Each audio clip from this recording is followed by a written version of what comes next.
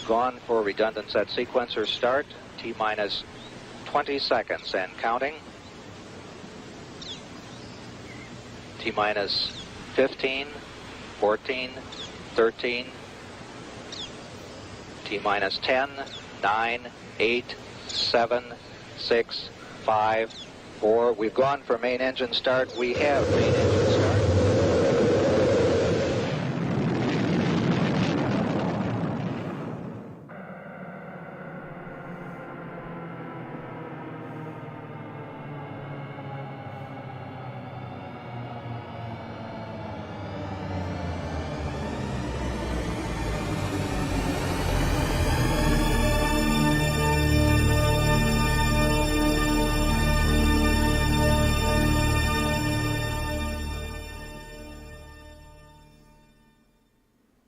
Welcome to Retro Ryan Television. Relive the 80s and 90s one video at a time.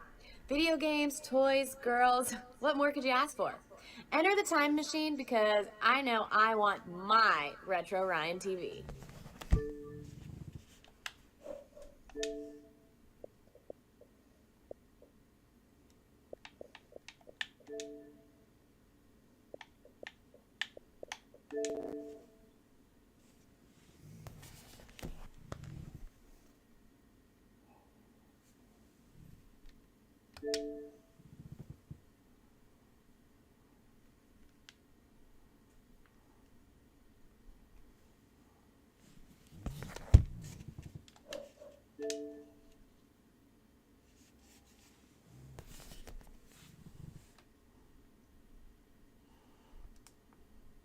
What's up, Donkey? How you doing tonight, man?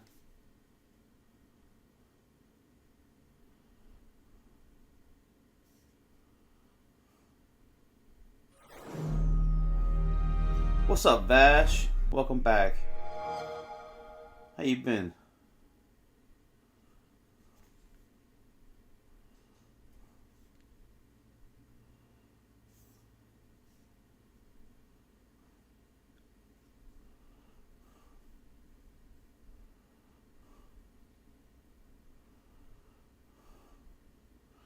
Pretty good.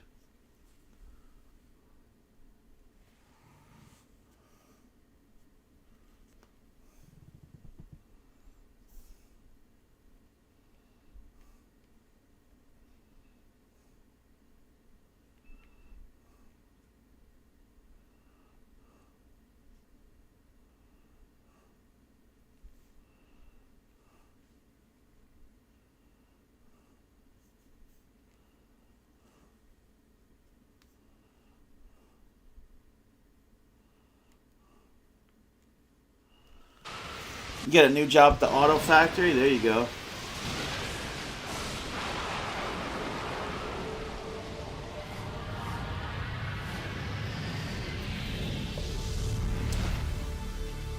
What's up, Saboteur?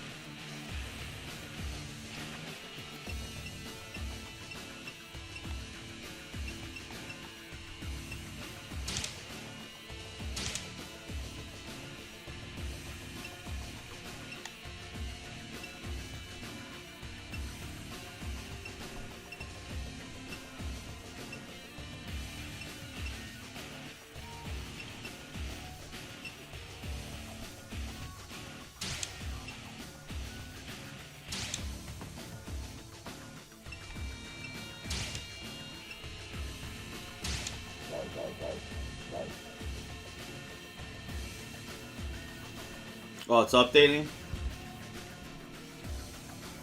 What's up, Vince? Moses. What's up?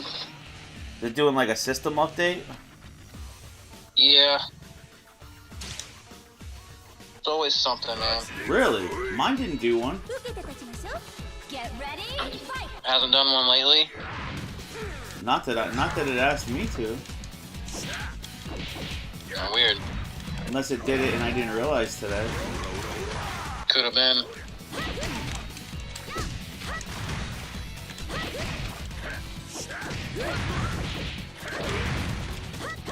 You picked up, did you ever pick up this fourth one? This fourth Dead or Alive? I never remember what you got. Yeah, this is Dead or Alive 4. Saboteur. I don't got that one. I have 3, 4, 5, 6. Get ready, fight!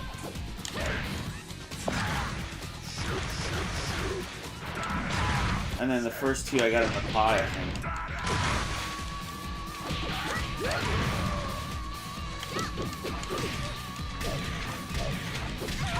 I'm charging those Joy-Cons for later if we end up getting on that Switch Sports. Yeah, for sure.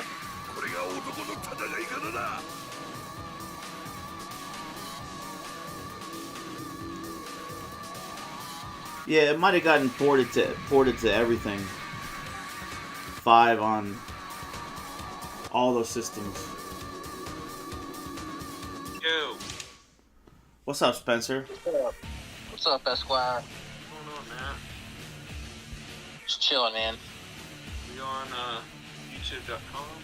We are live. We are live Doing it on live. live on Pornhub. Oh, Awesome. shit.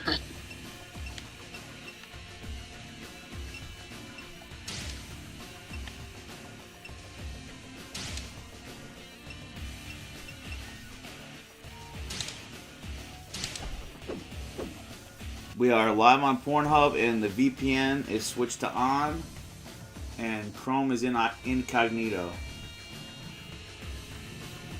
So we're ready to roll.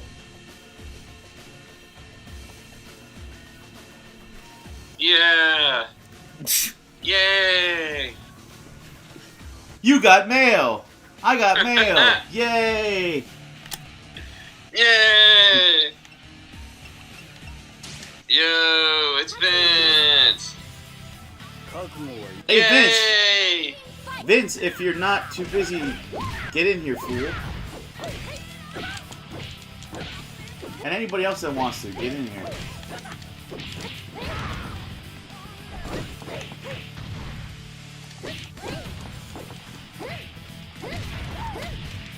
Come on and have a discussion with Dr. Phil. Talk about your problems.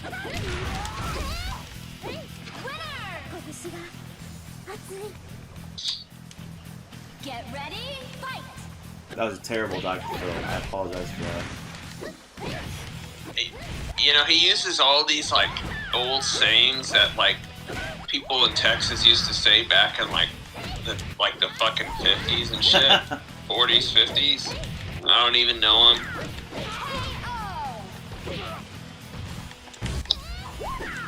I'm not surprised he does. Victory Leo, haven't seen you in a bit, man. How you been? Yeah, what's up, Leo? It has been a while.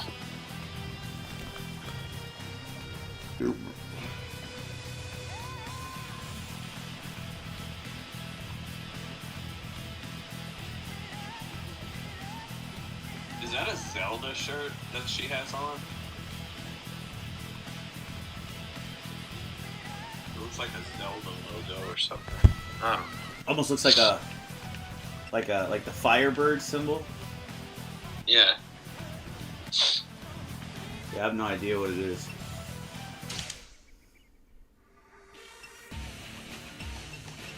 You know, this was like a launch title on the 360. It's one.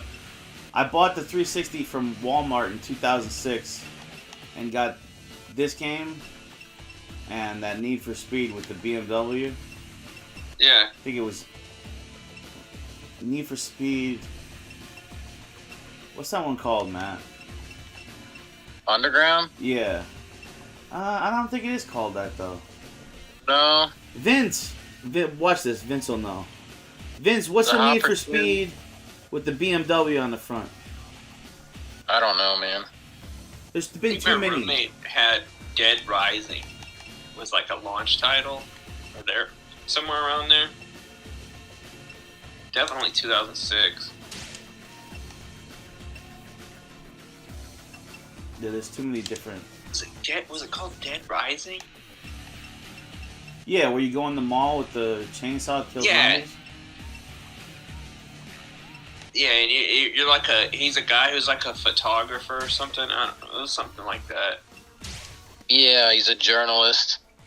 It was pretty good. Yeah. I liked it back then. I got the second one on PS4. Get ready. Pretty good. Fight. So, is it like the same thing where you gotta like kill zombies in Yeah. like Yeah, same exact thing. creative ways? But I don't like that there's a time limit though. Man, time limits are irritating. There's some Get ready, games I'm playing on the I played on the Pi, like old games. Like this is perfect, but then they have a time limit. Wackarone. Vince. Okay. What's up, Vince? What's up, guys? So it's Hello, Frank Wes. West. Frank West is the main character from Dead Rising. Yep. It was a launch title, or pretty close to a launch title for the 360. I didn't get my 360 until I got Gears of War when it came out. Like I think 2 weeks after it came out. Whacker, we are live. Yeah, I appreciate you saying it. I had to look it up just to be sure. And then what was the game that you were asking me about? With the Midnight Club game with the Oh what? no! So is the Need for Speed with that BMW on the front, and it was like a launch title on 360, and the cops chase you in it. Most Wanted? That's the one, Most Wanted. Matt said Underground, but that was original Xbox. Yeah, that was original Xbox and PS2. Both 1 and 2 were on that system. All good games. Yeah, Yeah, that they were. game blew my mind. The first the Underground one. Let me make sure I'm correct on that. Most Wanted was also on the Wii U. Oh my and on the God! Big Family Gaming. Where's he? Where's BFG at? I don't. He just like snuck in like a ninja. I need to go to his ninja school. I don't No, even we- see we him on don't. the channel. We don't talk to that guy anymore. Sometimes we hear his voice in the night. You hear how deep his voice is? BFG, your voice is so manly. He's like, I make babies. That's true. And he left like, oh wait, no, that was Spence who left. Jeez. Okay, there's Spence back. All right. I just got a shot of testosterone as soon as BFG walked in the room. Well, I don't know what happened, dude. I couldn't see him. I couldn't see BFG in here, and then it like zapped me out of here and reloaded. BFG, you're so manly. You just cured my low T. I don't need to. I can You're get off the welcome. drug now. I'll send you the bill. Okay, bros. Yeah, it was Most Wanted. That came out in 2005. You notice now, like, Goddamn, I was 24 years old. you notice now all our favorite athletes in the 90s now want to talk to us about our penis. I'm Frank Thomas. I'm home run hitter of the 90s. We need to talk about your low testosterone. Are you having trouble in the bedroom? Yeah. Like, I don't want to Take- hear from take Frank. this pill to be fully erect. I don't want to hear from, like, Ken Griffey Jr. about my dick, you know? Like, can he just go Yeah. back to baseball? There's one that gets me is there's a commercial with like Doug Flutie, who's quarterback. Yeah. Shit. Who else? Who else is in there? And they're out there playing golf. You know. Talk about your skin flutie, and you got your Griffey Jr. you got to worry about. Dude, Joe Namath is still alive. And Oh, not yeah. only is he still alive, he's still selling life insurance and shit on TV. Yeah, he is. But without the pantyhose. Yeah. Okay, we got was it Nolan Ryan selling his beef? I didn't know about that. Get ready. He sells hot dogs, I think. Yeah. Yeah, Frank Thomas and Doug Flutie. Yeah. Imagine how fast Nolan Ryan could throw a hot dog at your face. Well, it's not very aerodynamic, so it maybe reduce speed. It would totally just fucking explode on your fucking forehead. Get ready, fight! We gotta talk after we're not streaming because that was a weird conversation there, buddy. 100-mile-an-hour fastball, but it's a hot dog. These are conversations you can get and more only at Retro Ryan TV. And, Join the Patreon. That's what we call a real fast dog. Join Retro Ryan's OnlyFans.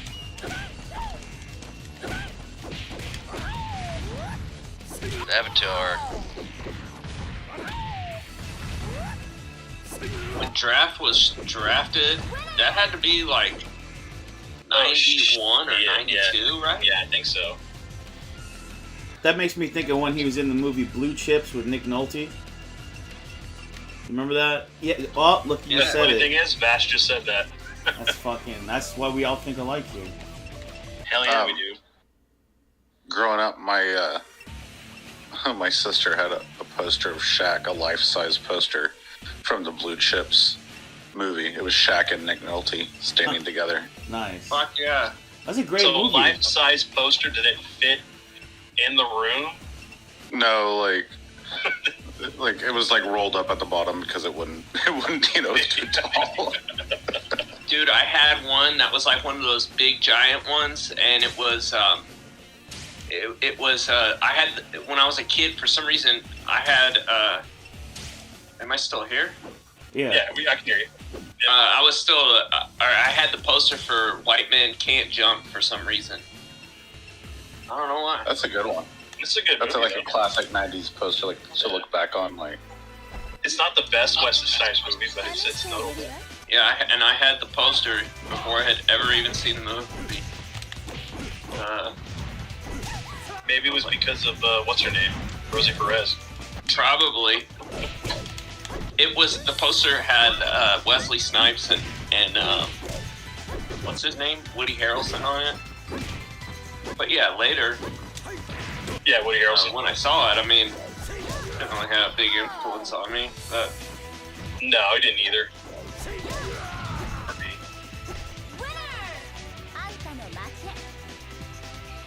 pretty good movie. I remember when like you would go to the mall and go to Sharper Image, and they had like the life size endoskeleton you could purchase. Oh yeah, the cutouts and shit. Yeah, either the cutout. Well, they actually had like a one you could buy that was like a replica from like Stan Winston Studios. Sweet. Yeah. Oh, Sharper Image had like all that like really cool tech. Yeah. Yeah. but none of it worked quite like they advertised it. Not all of it, no. I only wanted the freaking endoskeleton. That thing would have been awesome. Yeah. Be like, hey guys, come over. We're gonna hang out and play video games. And I'd like just want to see how many of my friends would shit their pants because what the fuck is this? That would be way cool to have. What store were you talking about? Sharper Image. Yeah, I remember those. You know, one was like wasn't it like a shittier Sharper Image Brookstone? Yep. Mhm. And I know it's shitty. You know why? Because I think I bought like an alarm clock from there once, and the fucking numbers died. You know what I'm saying? Like the, what do you call that? Like liquid crystal numbers. Oh yeah. Stop. Yeah. Like they look all fucked up. It like made like a 0, and like failed. Like I'm like, how do you have an alarm clock fail? Like I'm pretty sure if I go to my parents' house, they have one from 1983 still working in their house. You know what I'm saying? Like. And What was it, like liquid crystal televisions and stuff too, or whatever? Or that? yeah, it like one day I looked at it and the numbers were all fucked up, and I'm like, really? Was it the kind with like the gray background with the black numbers? No, those are usually like the battery powered ones. This was one you plugged in the wall, and it had like blue numbers. Yeah. Yeah, and it just one day I just looked at it and like you couldn't tell what numbers it was on. It just looked like if you like pressed on a calculator, like on the screen and it fucked up or something. It looked like that. Piece of crap. Well, there's definitely an episode right there for the podcast, guys, talking about like mall memories. Sharper image. Like going to Suncoast and Sam Goody and all that. KB Toys, Bolton Books. I don't know if like, did you guys ever have like mom and pop movie rentals that like when they were done every month with the movie posters, they would just put them in like the ones by me in Connecticut, they put them in like a bin, just say free, and like give away all the cool movie posters, promos and stuff.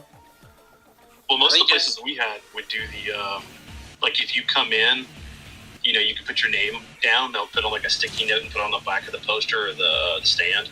Yeah, I think that's how I got the. Me and my brother used to do that in Houston. And I think that's how I got that. White Men Can't Jump poster. I used to have the Matrix Reloaded poster, like the one that you would have like that was on one of the larger walls. I couldn't even fit it on my wall. I ended up getting rid of it. I wish I still had it, but I had like tons of like movie or stands for video games, just because like that's what I would do. Like I'd go to Toys R Us, and be like, oh shit, there's this cool stand. I'm like, hey, can I get this when you guys throw it away? Yeah, sure. And they'd put my number and name on the back of the stand. Don't have any of that stuff anymore. I wish I did. Yeah. You see the prices people try to sell shit on eBay, like the standee stuff? Mm-hmm. Not like insane prices. Especially anything horror or, you know. The Lost World had a pretty cool one, like with like velociraptors on it.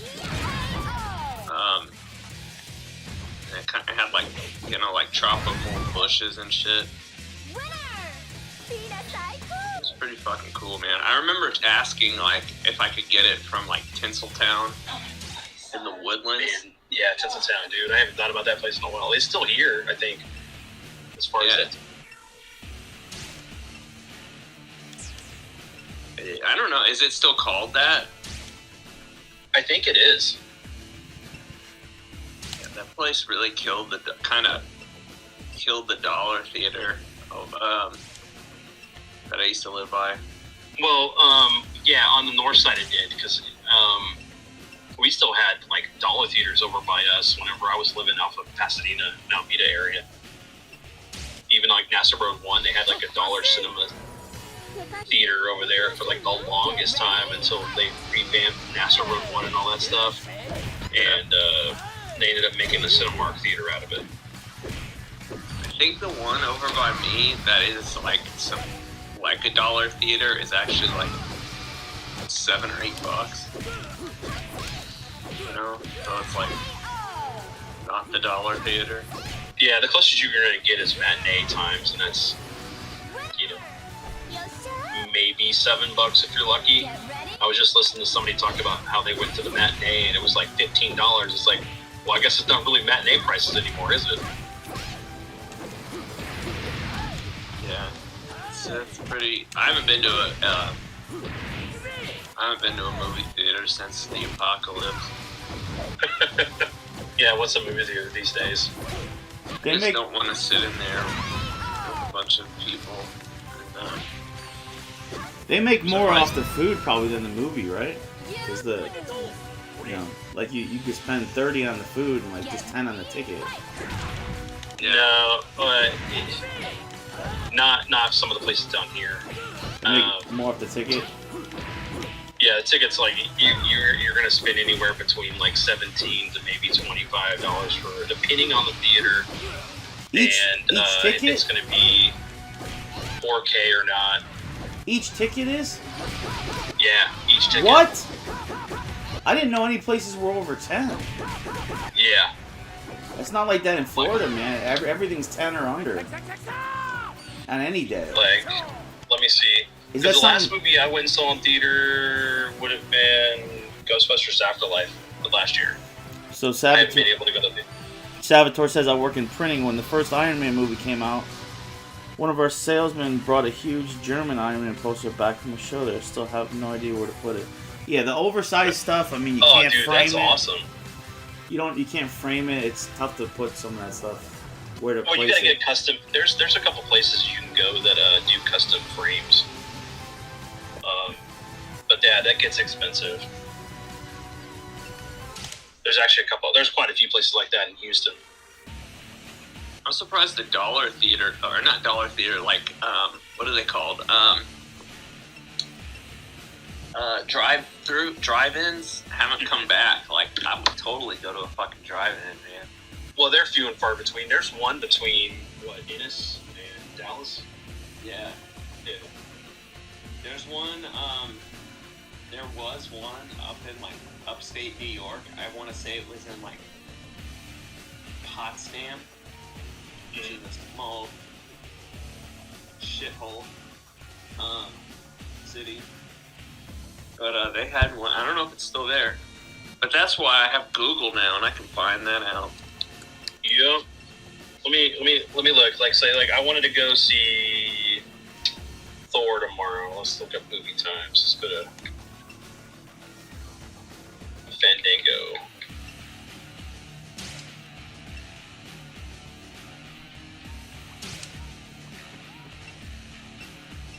Thor: Love and Thunder, which I still haven't seen yet. I want to go see tomorrow at 10 p.m. on a Thursday.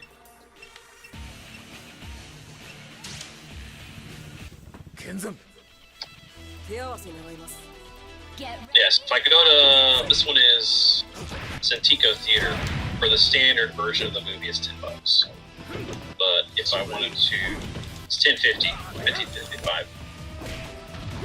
If I wanted to go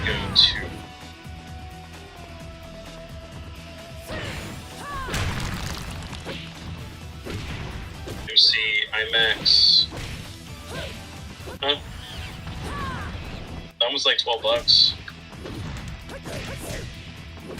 I don't think any of those,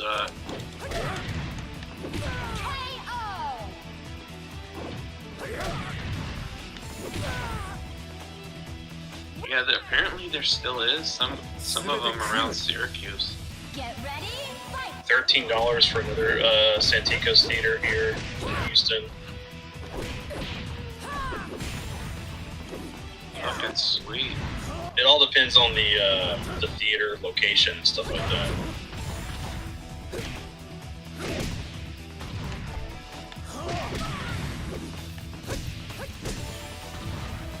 Finger Lakes Drive-In, New York State's oldest open-air theater. I think I've been to this one.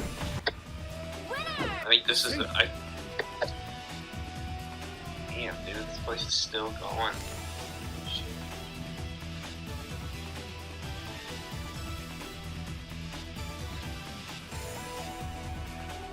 I wonder how they do the, when I went to it, what you did was they had like a little box and it would like pump the audio into your car or something like that.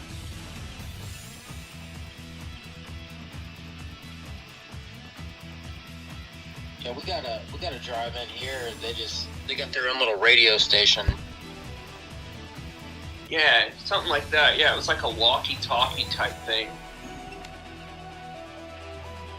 Yeah, you used to be able to do that, maybe? but most places do the radio stations now.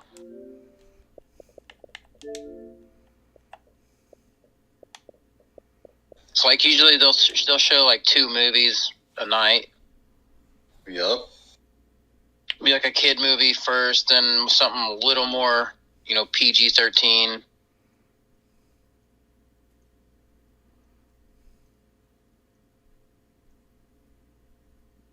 The drive-in by us just redid their prices. It used to be like $10 a car, Right. but now I think it's they go by age and stuff. So like I think adults are like $6 and kids are like $3 or whatever. Oh, that's a bunch of crap. Holy shit. It's charged for the carload. Yeah, some places do, but they're changing now. Yeah, they weren't making money, so they sold it, and so the new owners, they switched the pricing. Those drive-ins struggle to stay around. Or a lot of them do. Yeah, they hire teenagers and stuff. You gotta like be in a small town for them to kind of thrive nowadays.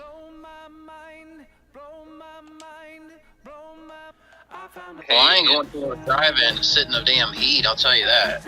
Yeah, fuck that. Right now. Well, you don't do it during the day. Still. Even at night, dude. It's 90. It just got down to 90 right now. I know, it's ridiculous. I don't know what it is down there. It's been like that, but the last 2 days it's been storming like a mofo here.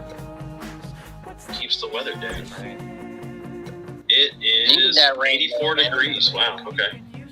The grass is like straw. Yeah, we lost our lawn. It was like so in southeast Dallas, there was a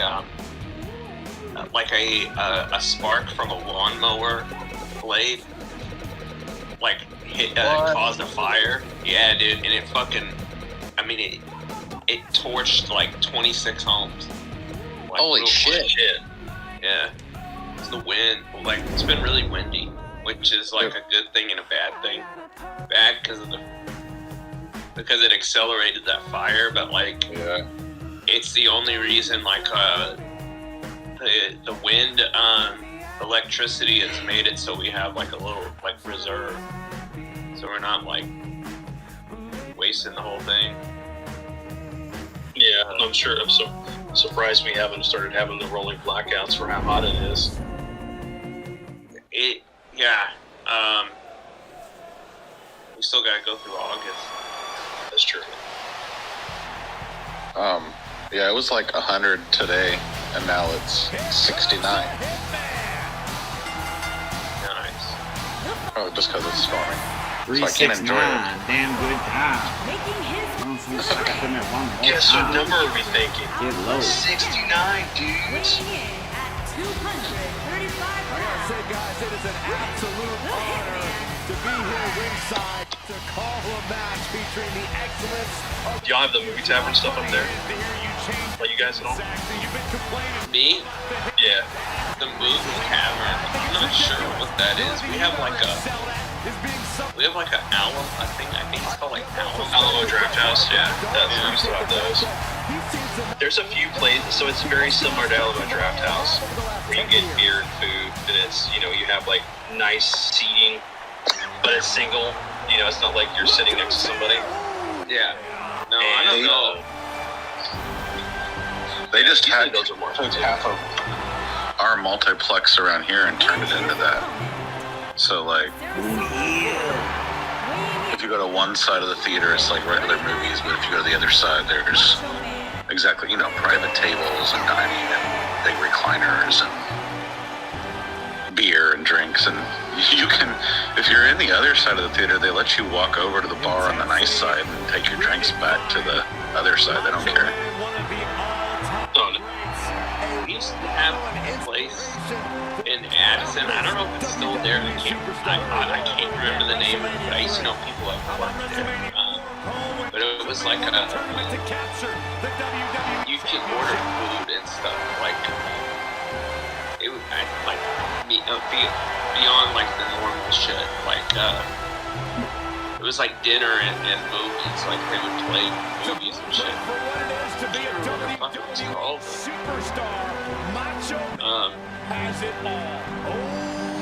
People I knew worked there.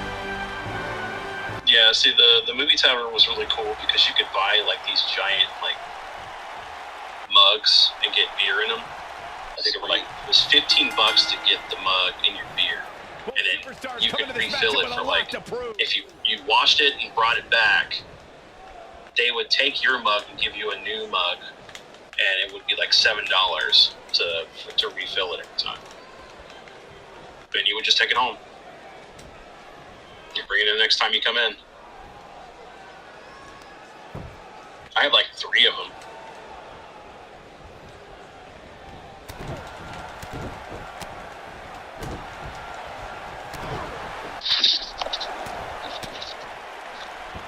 Hey, is Stray for PC? I think so. Let me check. Because the Washington Post has an article about people modding the game to put their own cats in it, like changing the color of it. That's awesome. Oh, that's awesome. This could be Yeah. an ugly downward spiral if he's not careful. I wouldn't call for the medics just yet, Cole. Yeah, it's $30 Pretty good shape here. on Steam right now. What a stomp! I'm stomping Macho Man in the nuts.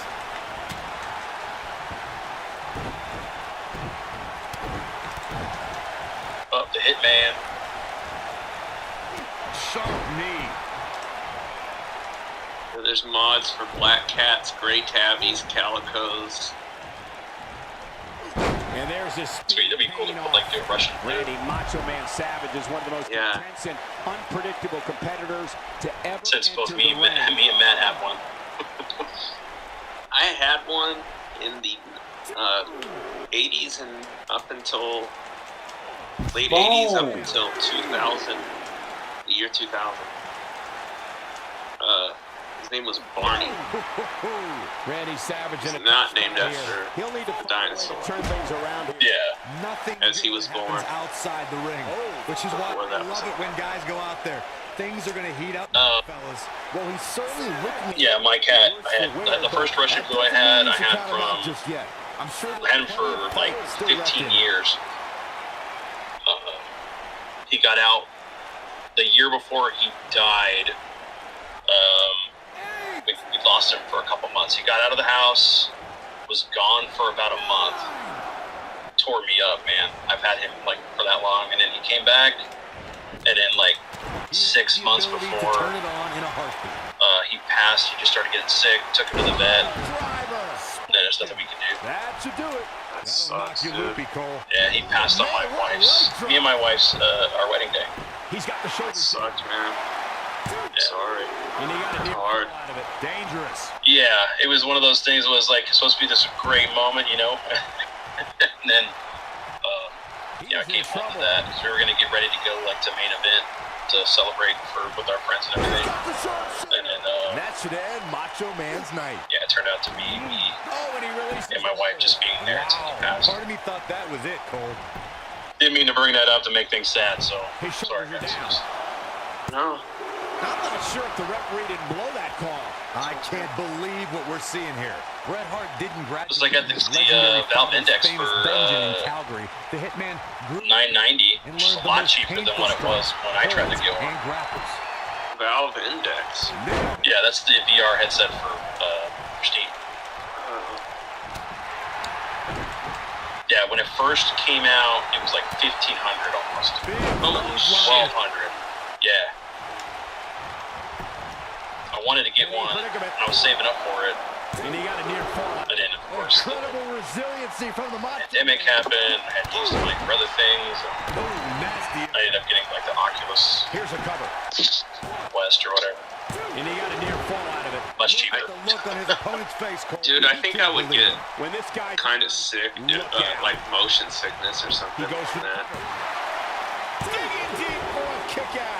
If you thought that was going to bring down the It's not bad. It's hard when you wear glasses though, When Bret Hart takes that first because like it recommends that you wear the glasses while you're using it because it'll not focus right, The pain on an or like the legs is excruciating. it's not set to like your prescription, so it doesn't play right. out of the way.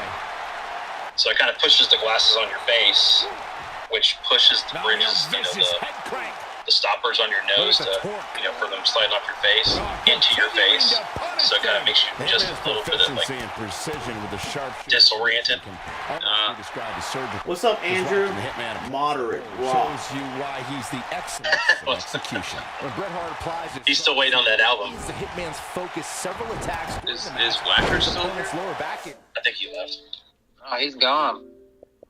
He's in, he said I'll be right back. I texted him.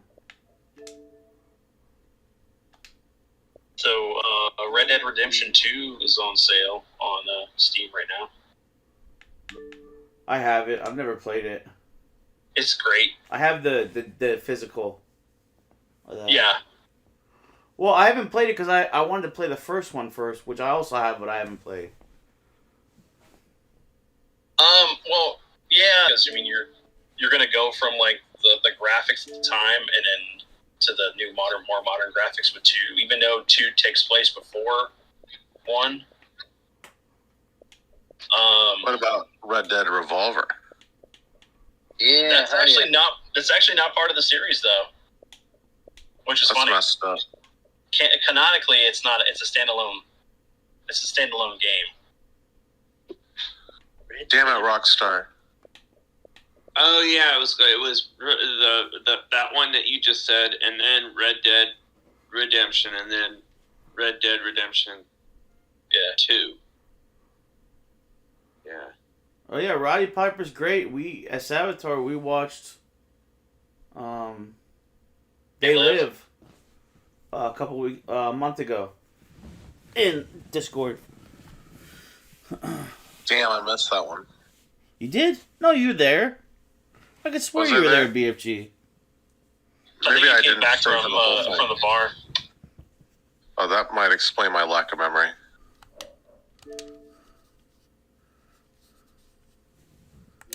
I definitely miss it because I fucking love that movie. I would have been there. And with a flick of the switch, we should be in Retroland.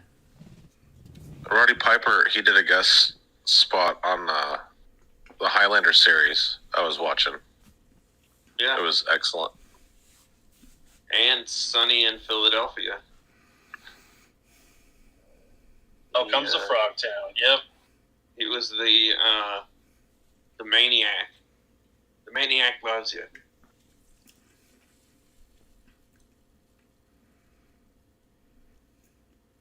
Just going back to Red Dead real quick. When I first played the original, it blew my mind how amazing those graphics looked on the 360. And like going back to the now and looking at the game in this time in this day and age, it's like, wow, this looks horrible, but it's still a great game. Red Dead I bet does it would the look first good on one? the Xbox One. Yeah, Red Dead Redemption, the first one. I just remember like riding the horse for the first time, playing that the first part of the game where you're riding up to one of the missions, one of the old churches or whatever that houses one of the guys that you're going after, and just seeing the vistas and the way the plains were and the deserts, the way the light was reflecting off the sand and in the grass, it was just great. And playing Red Dead Redemption 2 was fantastic. It's just they were able to like really push it out with that next one. It just sucks that they're not going to do anything with the series anymore. They just want to stick with Grand Theft Auto, and it's like Red Dead, I think, is the better game.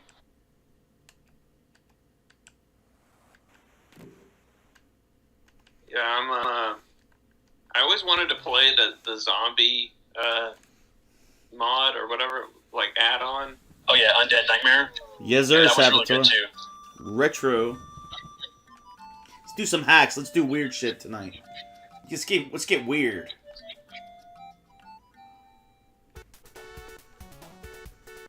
Yeah, I wish this was on my image right here. It's like Yoshi's Island in Sonic. Yeah. That's great. Even though I'm not good at Sonic whatsoever.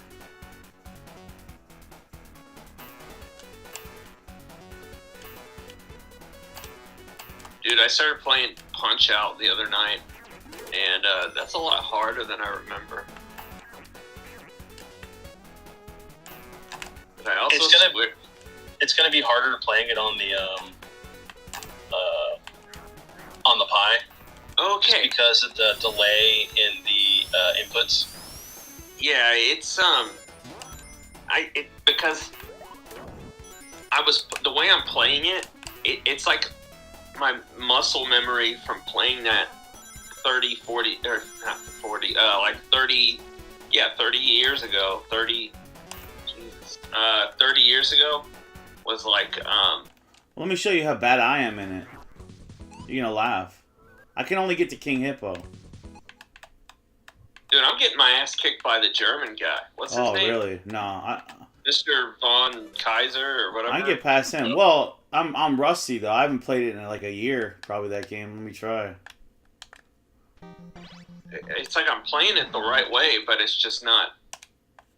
The timing is like really different. Like there's like a lag or whatever. I don't know if I'm just lucky, but I've tried millions of controllers, millions of TVs, Pies, EverDrives, I just never really experienced lag on hardly anything. I don't know. I haven't either. Or if I do, I just don't care and I adjust to it. I don't know. It doesn't really ever affect how I play, you know. And I'm not like I said, I'm not pro gamer or anything, but I'm not terrible. I'm kind of in the middle with all these games. I think kind of just mediocre. I have my controller wired to the Pi, through the USB. I've never attempted to use the Bluetooth or Wi-Fi. Well, you're still going to have a slight input lag because of the pixel resolution from the standard depth that we used to have and like to the 4K. Yeah, Brady was telling me that it's very noticeable if you're really good at the game or you've played the game for any long period of time. Yeah. I've experienced it with games. It sucks, but you just adapt to it. I don't complain. I just deal with it. But no, I'm dealing with it. Yeah. I have a save state, so I can So the thing is, like with you got to gut shot him when he ducks, but he also does this thing where he like shakes his head, and it kind of tells you when he's gonna start throwing. Yeah, they all have a tell.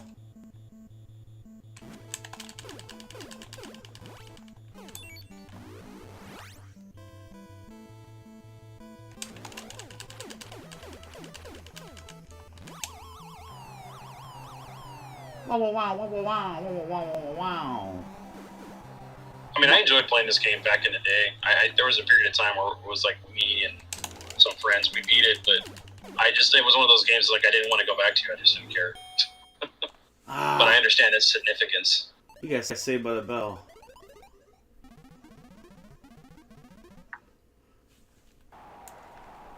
I didn't know Stanley from The Office is my trainer.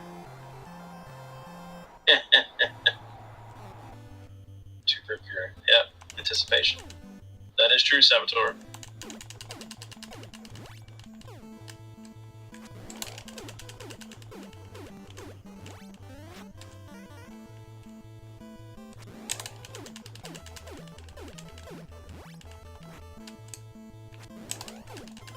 Yeah, Jay is pretty good at beating. Pretty good at it too.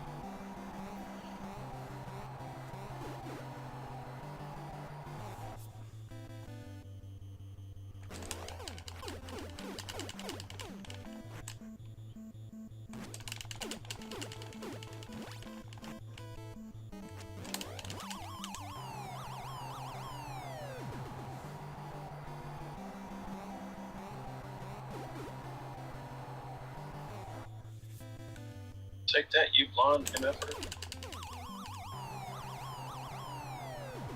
Look how bad the people look in the back. Like, everything looks great in this game, and then you look at the people in the crowd. It's like little Lego heads. Well, I love the fact that, like, if you, I don't know if it's this version or the Japanese version, there's actually characters from other game franchises in the background. That's cool. Yeah, I just recently found out about that.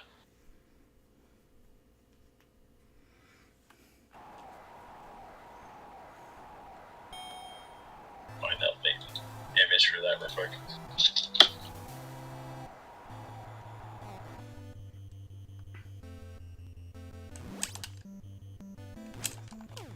He's like a character from like a Guy Ritchie movie.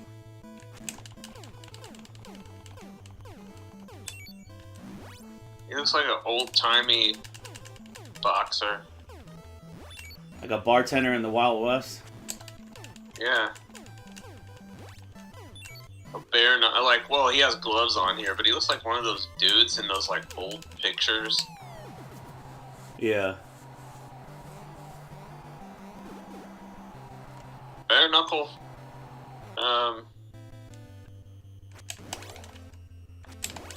Ye old timey bartender.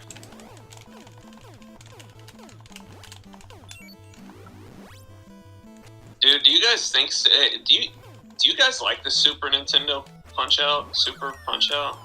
I'm not good at it. I'm worse than this. I remember being hyped for it when it came out, and then renting it the weekend it came out, and just being like, this is not, you know, it wasn't as, like, the gameplay didn't hook you like this does. I can only get past the first dude in that game. The guy's like, yay, Gabby J. Yeah, I can't get past him either. No, I can get past him, but that's it. I don't know, because I don't know what I'm doing in that one. That one's got a different feel to it. Exactly. Burr, burr, burr. So apparently there's in the Piston Honda fight, the second part of the fight, or the second fight, I can't tell for what it means. But there's a person that'll give a visual cue that tells you when to punch. Really? Yeah. When he starts to piss on the Honda, that's his tell. Because Hondas suck. Anyway. What? How dare you? I have a Honda. I have 2 Honda cars. We're all Honda drivers here. How dare you? I'm only joking. Dude, I mean, I used to be all about American cars, and I still am. But So wait a second. All of us drive Hondas. Right. Fortunately, right now I drive a Ford. I had a Mitsubishi before that. I prefer Mitsubishis, but it's just me. They're pretty good. I used to want a 3000 GT. Hell yeah. Nice. I thought it was a cool car for the money. Twin turbo? Yeah. My buddy's got a Skyline he imported from Japan. Fucking sweet. Yeah, he had, was it one of the Volkswagen cars that they had like a major factory recall, that they completely like took his car and gave him the difference of the value of the vehicle, so he ended up using that money to to buy his dream car. Bash, I restored like a Honda motorcycle. It's like what was it, like I think it was a CV Honda, old something like that. I had to like strip out the paint and like on the inside of the gas tank or whatever, like the fucking. I had to put it in a backpack and run it really across town on my bicycle to a shop, and then they coated the inside of it before it started rusting again. It's a neat thing.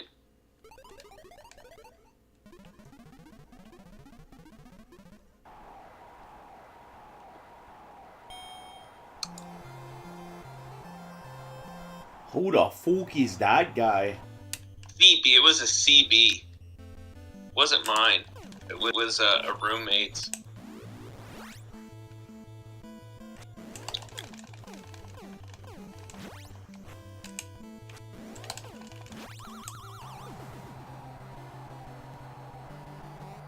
It was a cool thing, dude. I would never get on. I had an uncle that got into a bad wreck on a motorcycle, and my mom made me promise her that I would never, ever get on one. I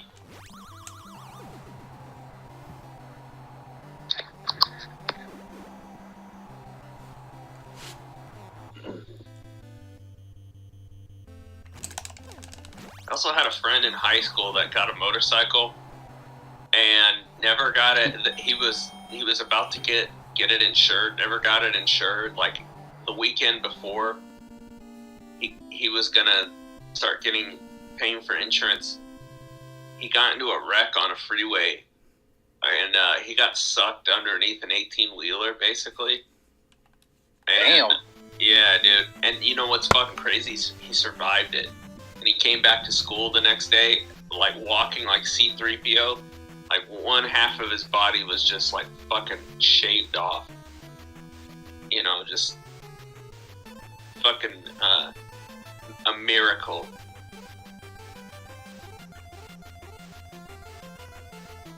Yeah, I mean, Did he ever ride a motorcycle again? I don't know. This is just a guy I would see at parties and shit and at high school, but I didn't really know him. I just remember him walking through the hallway and everybody was talking about it. This was like this had to be 20 years ago. Fucking nuts. yeah, we had a guy that a good friend of mine that ended up in a car accident doing a drunk driver, and then another one of my friends ended up having he was riding a four-wheeler on one of his family's properties and ended up flipping on him. He wasn't the same after that. Almost had a different personality. It's just crazy when you like have head injuries like that. Yeah, TBI. Yeah. Well, this guy, like, dude, I just remember seeing him in a hallway. The Monday after this happened. Oh. It was like, this is like a miracle. Like, this guy should not have survived this.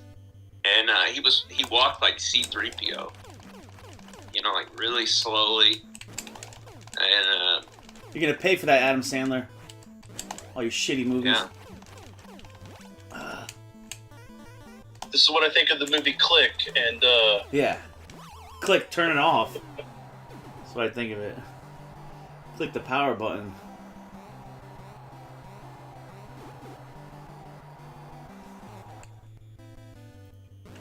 Get out of my way, Swan. Jack and Jill, yeah, definitely. Uncut Gems was good. It's pretty intense. I enjoy Pixels. I did.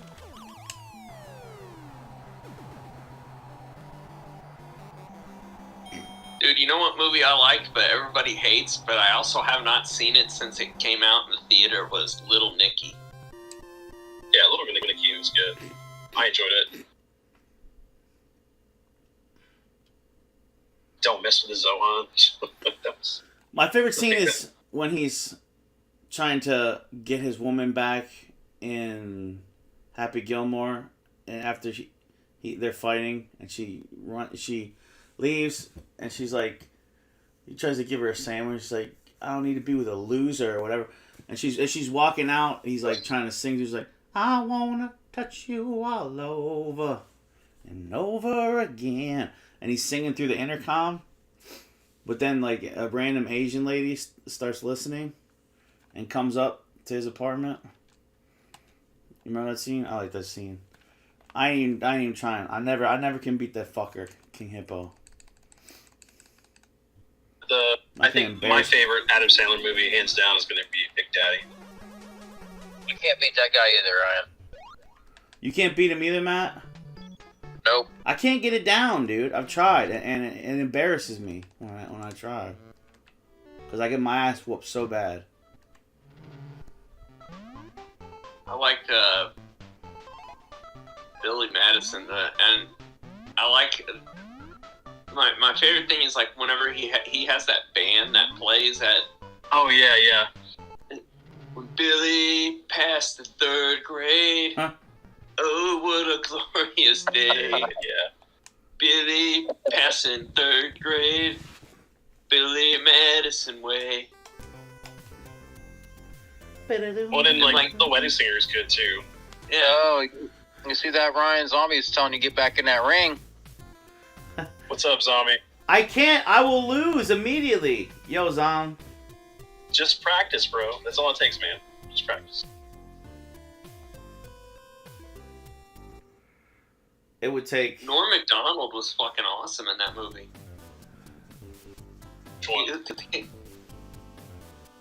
They like forget that Billy is in school and they're just sitting by his pool. Yeah. Oh yeah. Jeez, totally forgot about that. Damn. Yeah, Waterboy.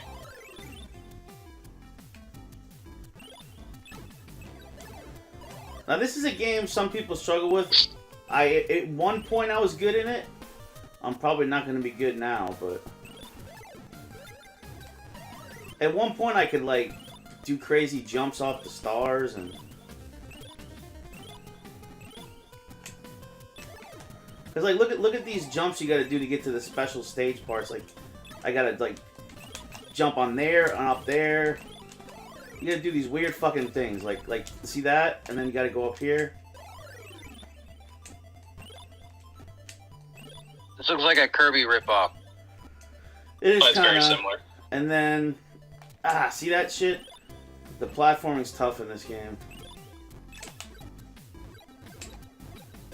See, I've seen this game, but I've never played it. Zombie! We got BFG in here too, so we got the full retroactive trio. BFG still up? Yep, he's still in here. Oh, no. Well, you were a miss, Zombie. Just get some rest, buddy.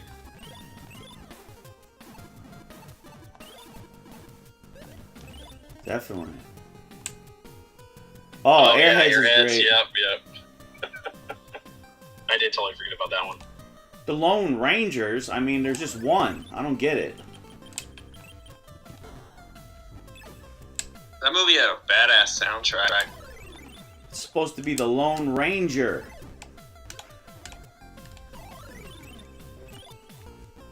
Tonto.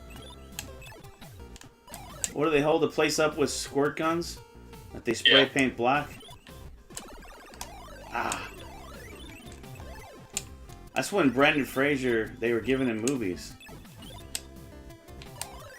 He's doing one with Darren Aronofsky. Yeah, he's playing this one guy. He put on some weight for the character, I think. Did he? I thought it was a prosthetic. It might be a prosthetic, but I think he did gain a little weight for the help with the role. Something I was reading, I think, today. Unless I was reading it wrong. I just saw the promo picture. I gained a little weight for the role I'm playing of a 38-year-old man who lives in Florida. Just for the role, I gained the weight. You know, purposefully. Same here. I'm totally with you. On the star of my own life. Oh, that was easier than usual to kill that guy. And I try to be, a hero to my son.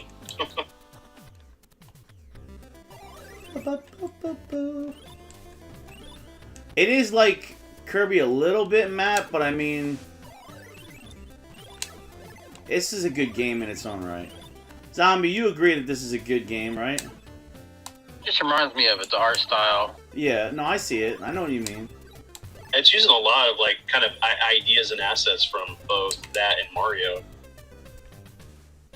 I really do like the level design and oh, it's beautiful and the music's good and the levels are. I mean, just the art in the background. I mean, it's water and the way the water is. It's Sunsoft, so they don't fuck around usually. Oh hell no! What is the game called? Mr. Gimmick.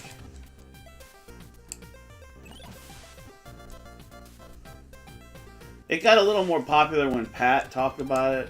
Nes Punk. This was definitely not a known game back when we were kids, unless you had it.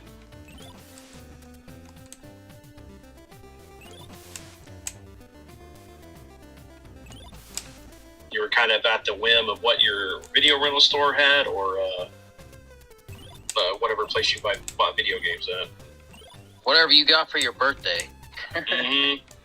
Birthday, Christmas, if you mowed lawns.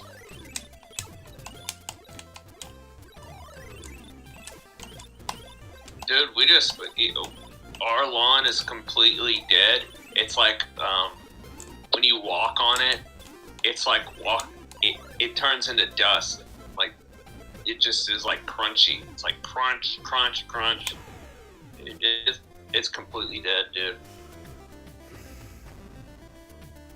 Master Master is the best, Andrew. It's my favorite game on the NES. Watch this shit. This is easy to fuck up, but see. You I ride think this the thing that's cannonball. throwing me is that like the enemies and the environment are really like they're really two-tone shaded and everything. Fuck. And then you got the main character that like really doesn't have that additional shading other than the top of his head. Fuck. So he doesn't look like he's actually in the world, or he looks like he's placed in it. Yeah. What I was supposed to do there, but I fucked up, is ride that cannonball to the secret spot. See, if you don't get all the secret items, you can't do the good ending. They fucking blue ball your ass with the fucking false ass ending. So, I mean, you know how many people must have gotten fucked with that didn't know you had to get the secret items in each stage to get the real ending? It's kind of like Castlevania. Especially when the Symphony of game the Night. is... Most people didn't know that you had to go and get those glasses to be able to see Shaft and kill Shaft instead of Richter. Oh, I beat the game. It was really short. Really? Did you explore everything? No.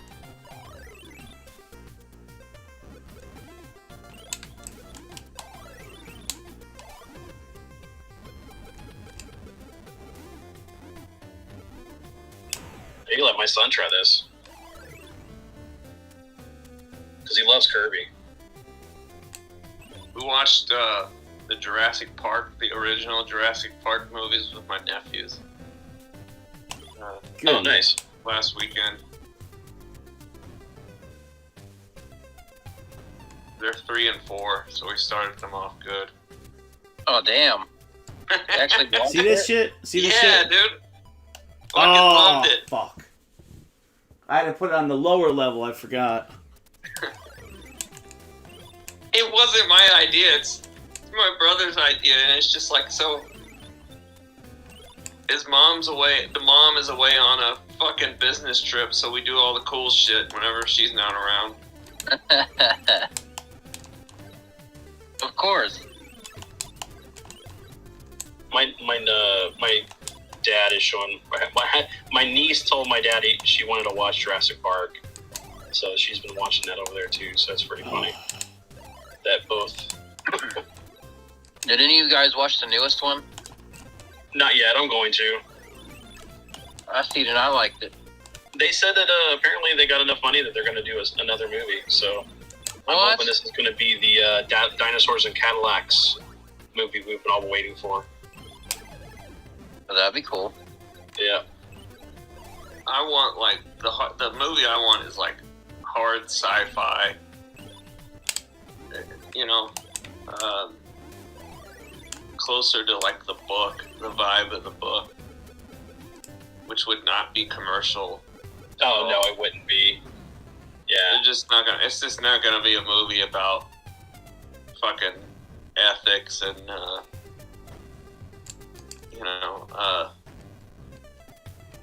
corporate espionage and all that kind of shit. Fuck.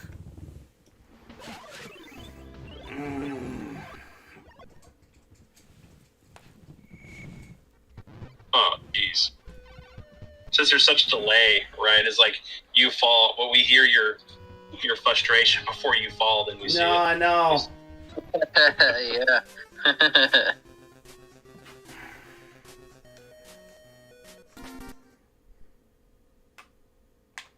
Well, see, what that'll give you time is to, when you know I fuck up ahead of time, you could screenshot it. There you go. Oh yeah, there you go, man. Put it as a short. Yeah.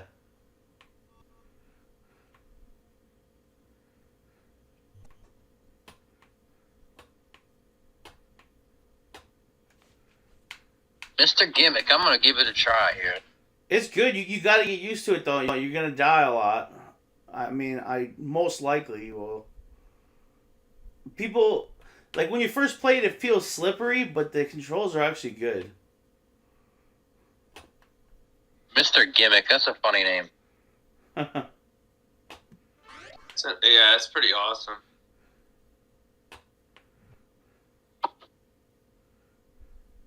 And Metal Warriors is pretty fun too. I should have had Spence check that one out. Okay, that's what it was called. The thing, yeah, the Lucas. It was like It was made by Lucas. Yeah. Yeah.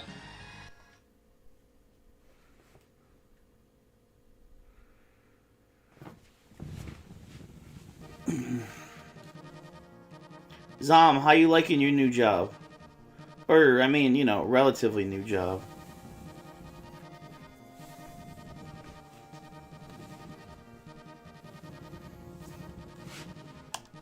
Oh, did Dash get a new job? Congrats, man. He did, but Zombie also did, you know, like 2 months ago, I think. Oh, yeah, he did. I remember that. I just got mine. I mean, still all the same bullshit stress I'm dealing with, but I don't like being micromanaged. Zombie, is the new job more or less stressful than the last one? I'm guessing less, right?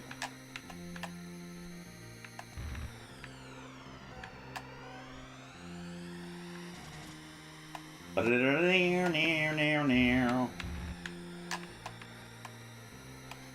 haven't played this game yet. I played it a lot back. I had it. I need to do this one. I haven't been able to sign up for my benefits. It's ticking me off right now because they haven't let me be able to access everything I need to. It's like I don't want to have to pay full price for any prescription or doctor visits. Oh yeah, I definitely hate customer service. I fucking hate it. Fucking hate it. It's got Customer service sucks. Dude, I used to like it because you know, but I think that like you know how I feel. You know how I feel like the general public has gotten so much more aggressive. Oh, dude, yeah. In the last like 10, 12 years, it's just gotten progressively worse. whenever I've done customer service, I want to tell the customer to service me. You know what I'm saying? These nuts. After they've been pissing you off? Yeah, pretty much. Yeah, no.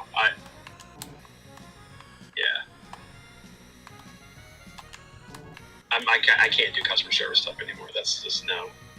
I can't even do retail unless it's like a video game store our own.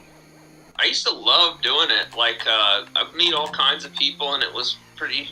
You had to look at it like a game, and it was fun. But I can't take the threats. The people just have gotten more aggressive and angry. Like.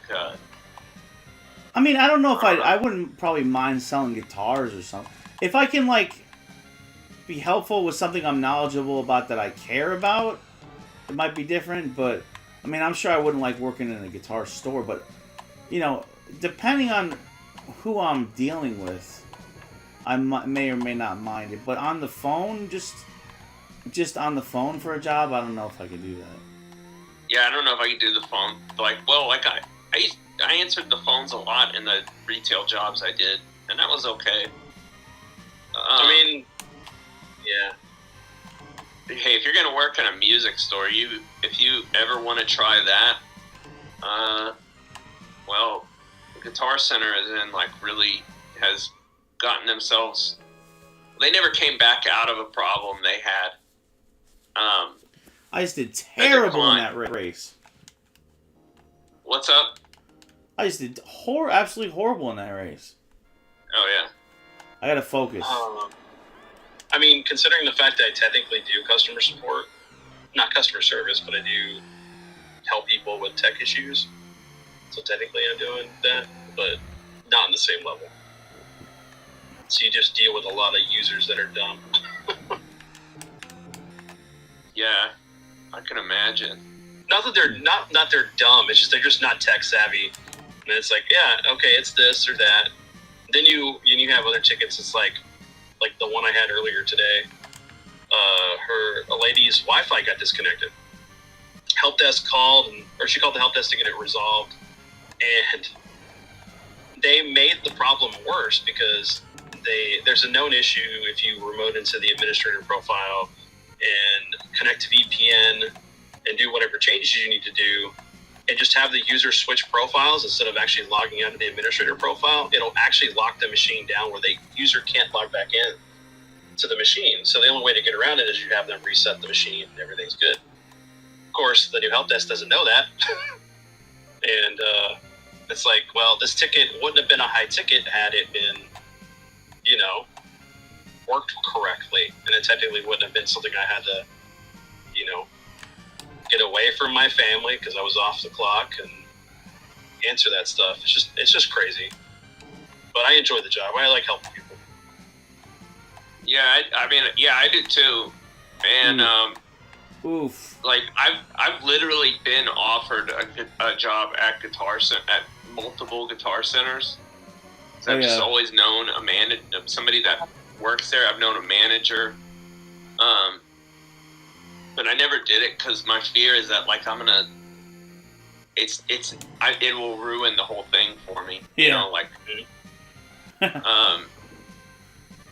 That's what the music industry did to me. Working for those labels made me hate artists. Even though I'm a songwriter too, but it made me hate that kind of work. Yeah. Well, and that's the thing, is like when you work at a job that you enjoy, management's usually going to be the first thing that's going to make your job a living hell. Then it's the customers. Because if you don't, and in a technology, because I remember like when I worked at Best Buy and I worked in media, it was like, so I was over the movies, music, games, and, I'd love just like having conversations, being able to find stuff for people. And then we'd have shit computers that, we'd have to look up in a system, and it would take 10 minutes to load something for someone to be able to look if we had that item in stock. And it's just like, wow, we're a company that sells technology, but we don't utilize that technology. Yeah. Dude, hey, the last time I went into the Guitar Center here, like, they fucking, their computers were, like, down, and they had to, like, fucking, do everything with, like, like the yellow slip, that has, like, bleed through, and they had to write my credit card number down and all this shit, and then do the thing where you swipe it to make a hard copy of it, of the credit card, I don't know if you've ever cashiered, if you ever had to deal with that, if you've ever used that thing. It's like a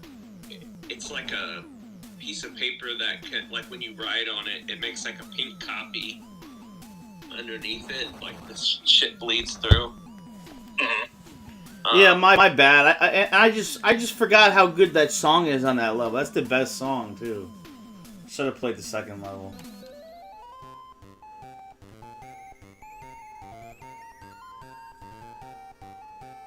Yeah, it's funny. I want to respond to what everybody's saying in the chat because Zombie and Andrew said some really good points. It's like, yeah, totally.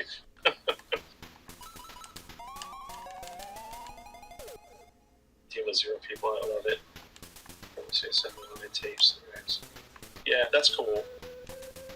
You know what made me hate Walmart? Like, they'd censor the CD and not say they did. Oh yeah, no, we've had multiple conversations about that. Yeah. I have friends that would go and buy those things, and like why would you buy this? Dude, I didn't know any better. I bought Beastie Boys' Ill Communication and took it home, and I'm like, and they fucking censored. First of all, Beastie Boys don't even fucking swear much. Yeah, like, what did they have to do in there?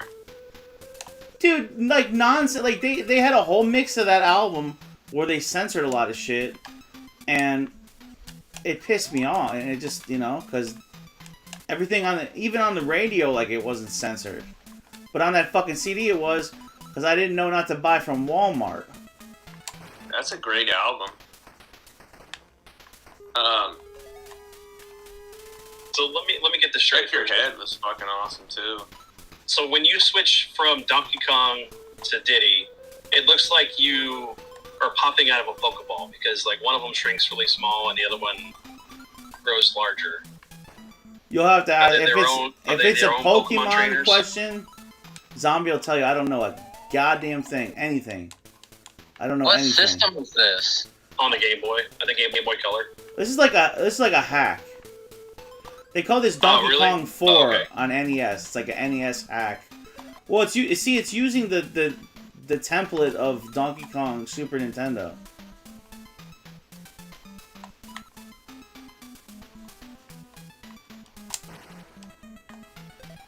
Well, but I remember like them also censoring movies too. There's a couple movies my buddy rented that or bought from Walmart that were missing certain scenes. I've seen that like on TV. Like I had never seen The Thing, a proper. That was it. Yeah, The Thing. Yeah, I've never seen. And I've only seen a cable edit of that until we watched it the other day, Vince. Oh, really? Yeah, that was a lot of shit I'd never seen in that. There's a lot gorier than I remember. Well, I've seen it like 20 times. You probably have the whole back then too with certain movies. You had the pan and scan, which is so annoying when you're watching a movie and you notice it for the first time. Yeah, I just like I couldn't stand it. I was like, no, I'm gonna be going full screen because like once I went full screen, I could not. Widescreen, I couldn't go back to full screen. Sorry, because it's just like I couldn't stand the pan and scan. Then you would just notice it when it was on the TV edit. Yeah. Well, it's funny if you watch the Terminator, also the first one on the TV edit version of that, you never knew that Sarah and Kyle had sex. Yeah, I remember. Yeah, I didn't realize that until I bought a copy on DVD in the 2000s.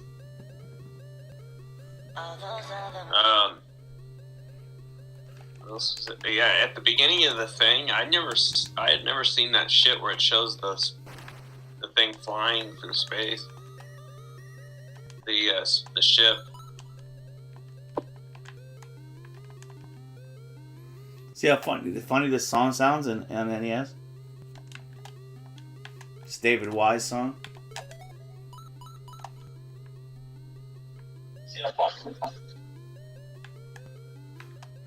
You hear how the NES has to hold that one bass note? Listen. It's just holding that like that one bang. I had no idea this was on NES. Well, it's a. I don't think this. No, it's this a hack. It's a hack. Yeah. Yeah, it's using assets from I think the Game Boy Color version. And then... On my my Pi image, I have for some reason there's a Mortal Kombat on this Sega, the old ass Sega. It sucks, dude. It's like the Master System. Yeah, that was called the Master System. Yeah. It's like 2 frames per second. Yeah. So I have the stream muted because I can just hear you through the Discord. And my mind is playing the music for the Super Nintendo version, and when you die, I keep hearing the music the die animation music. Yeah. Is that bad? Oh my goodness. I love the music in this level, man. It is cool. Some of the best. So what's funny is if you listen to the music from the Super Nintendo version when you're in the water level, and then listen to the music when you're in the cabins in Resident Evil 1, they're very similar. The safe room music is very similar. It's not completely exact, but it's pretty close.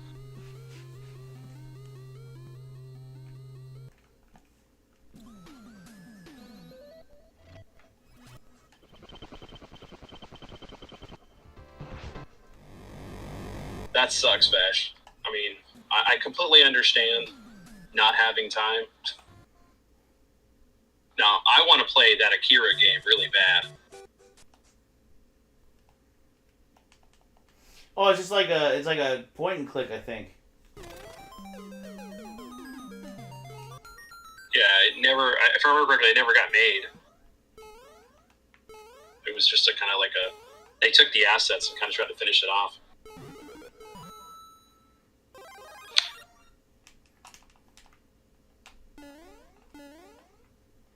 How about this? No music at all?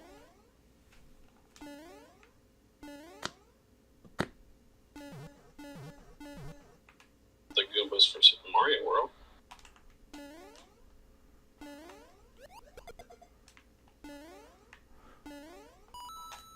Thanks, Vash. I'll try my best, man.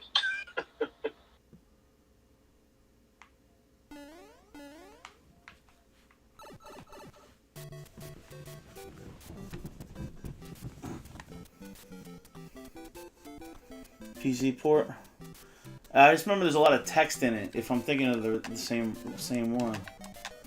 Okay, so I didn't know that there was one for the Amiga. I just didn't think the game in general got made, or any game for Akira got made. It's a total missed opportunity. I would love, maybe Rockstar to do like a Neo Tokyo game where you play Canadian and his friends going around Neo Tokyo, Grand Theft Auto style. That'd be amazing. Hell yeah. Riding around on his bike.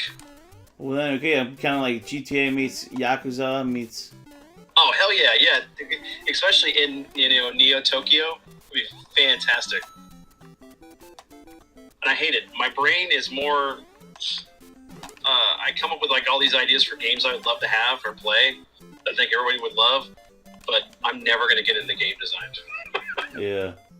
And sadly, it'll never happen. It's like my mind can come up with these amazing games that just will never happen. Hey, damn it, come on. Except for the fact it's like, no, but we get Neil Druckmann making his garbage, and we're going to get a re-release of Left 4 Dead 1. After 2 is like, I don't want to play this game anymore. You killed the whole reason why I wanted to play the game in the first place. Or why I played the game in the first place. I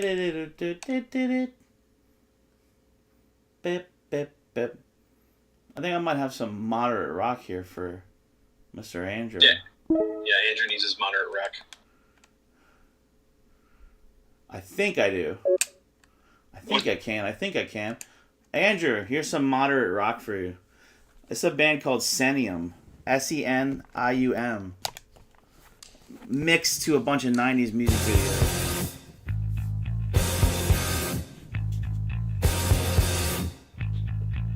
That's where you need to go. Moderate rock. There you go. We need something. This music is too. It's too darn loud. It's just too darn loud. This isn't.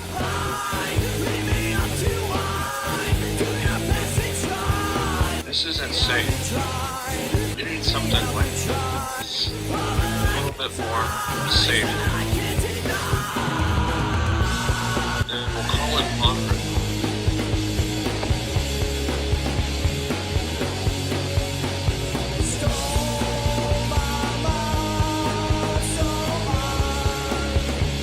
This is completely our generation. Oh yeah, that was the point of this, to summarize clips I remember from videos in the 90s. Yep. And the Offspring a little bit ago. Nirvana.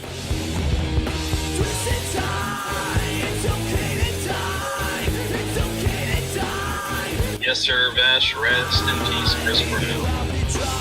I personally think Green Day Longview, that song sums up like 90s teen. Like what I felt like. Just that whole song, like just kind of sitting around watching TV, being lazy. Fucking masturbation, lost with fun, yeah, fucking lazy. You know, like before you have a girlfriend, you're a teen, you sit around being a bum, being a lazy fuck, playing video games. Because like, I feel like we were that first generation because, like kids in their teens in the 80s, I feel like there's more like, I don't know. It's kind of like more the shopping mall generation. Like it feels like. Remember the first 10 minutes of Fast Times?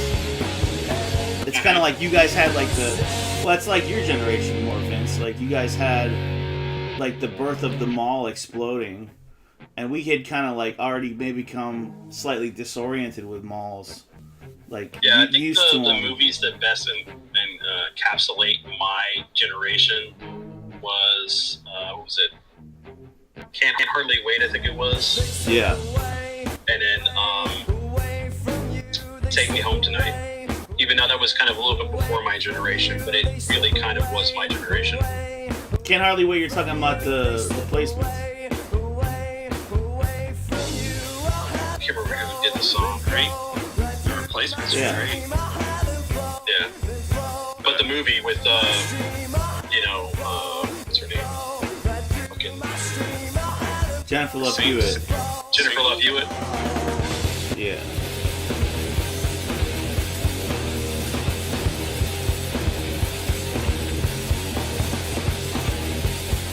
I wasn't really into the pop punk stuff.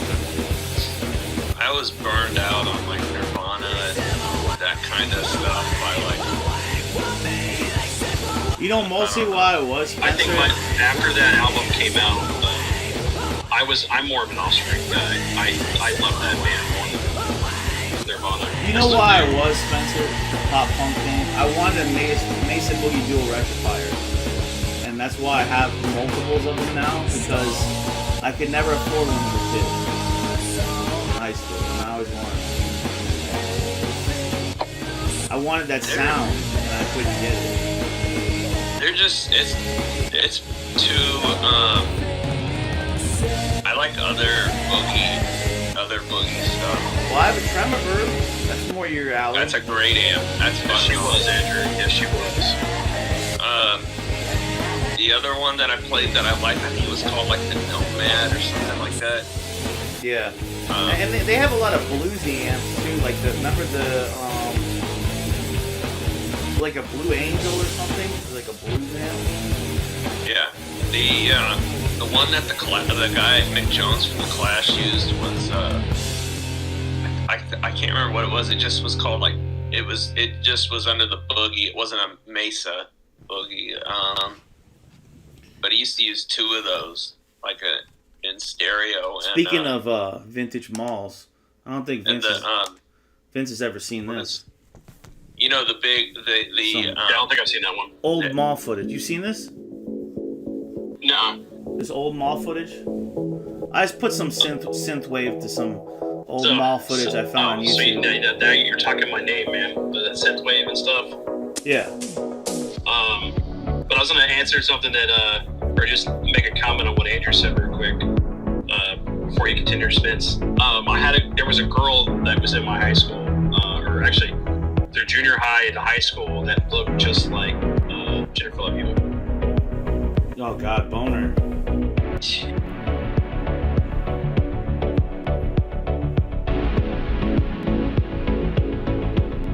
I think this is like 97 or 98, whatever this mall. This was like, basically, whatever the mall this was, just shot a promotional video. You know? And then I just put the synthwave to it.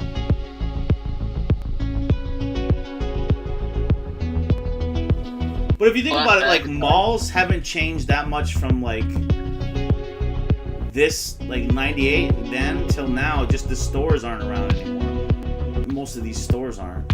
Like, the Limited, I don't know, does that still exist? The Limited? I don't know. Look how big the logo... But it's really been a long time since I've been to the mall. That's something that's changed, though. How big that logo is. Look at this Calvin Klein, the CK.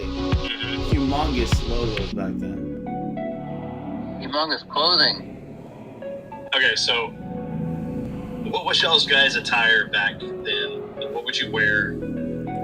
Oh God! In like middle school, it was like all band tees and anime shirts, and jeans, and probably basketball shoes, and I don't know, probably spiky hair.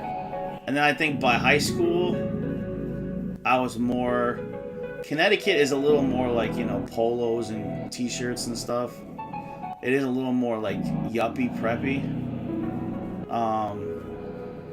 But I didn't wear so much polo. Like I would wear like, you know what we wear in like in Connecticut? You wear like North Face jackets because it's cold as fuck most of the year.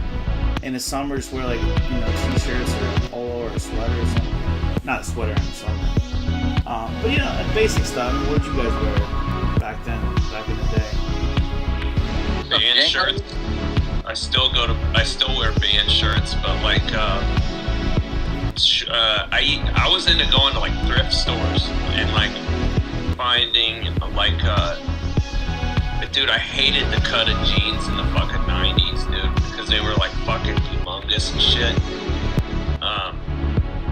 So I used to go to like Goodwill, Salvation Army, and all these other little thrift stores and consignment stores here. Yeah. You know what I think aged, like, this isn't even as cringe as, what I think was the most cringe, there's a part of the 90s where every man wore, like, massively oversized suits. Oh, yeah. Like, goofily. I thought it was retarded. Like, ridiculous. The oversized cargo pants. This guy's suit that's coming up, it looks not that big, but you know what I mean? Like, you'll turn on, like, a late-night talk show in the 90s. Dude, he's got pads underneath those shoulders. Oh, yeah. He's got shoulder pads? So, for me, I wore it either... Because, like, back then, it was really hard to get anime shirts, like, when I went to high school. If I could get one, I would. Well, let me tell you where I got them all from, Vince. Comic book store. Oh, yeah, that's true. Comic book stores, people forget. They were fucking everywhere in the mid-90s. And they all had comics and trading cards and shirts for sale. That was the big thing. Like, that's why I still remember. That's why I've been picking up some of the Marvel cards lately, because I miss having some of those. The cool holograms and shit. I've been buying some of them here and there. Yeah, I needed.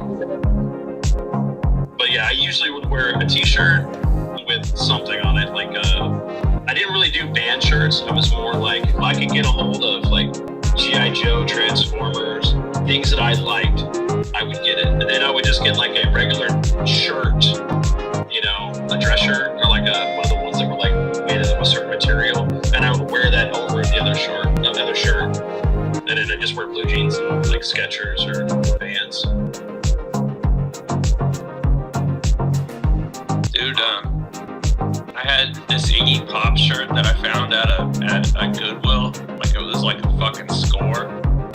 I found it now on Etsy, going for like $350. It said Raw Power on the back. I got suspended from school for wearing it.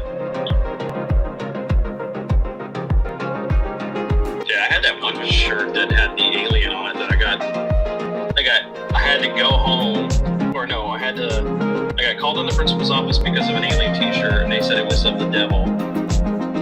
And my dad was like, had an argument with the vice principal about it. He's like, you're an idiot. Be cultured. It's from a movie. It's a fictional monster. It's an alien. And then my dad, they're like, look, just have him turn it inside out. Yeah, it was like Texas. It was, I don't know. I wonder if it's still like that. Like, they're just like looking for, I don't know, dude. I remember I wore that shirt for like 3 months, and then all of a sudden, the principal noticed it and was like, Raw Power, what does this mean? Kind of like Diesel Power, The magic cards. I was just like, I was like, I don't know what it means really. It's cool, man, why does this guy not have his shirt on? Structure. Damn, they had structure way back then. So that was like before Express. Remember, Express was after that. This was like kind of like if you're a douche and you're going to the club in the 90s. Jeez. Or if you're trying to be like a young executive. Or like a young assistant in a business place. I don't think any like high up business young kids trying to look businessman. That dude's freaking goatee was bullshit.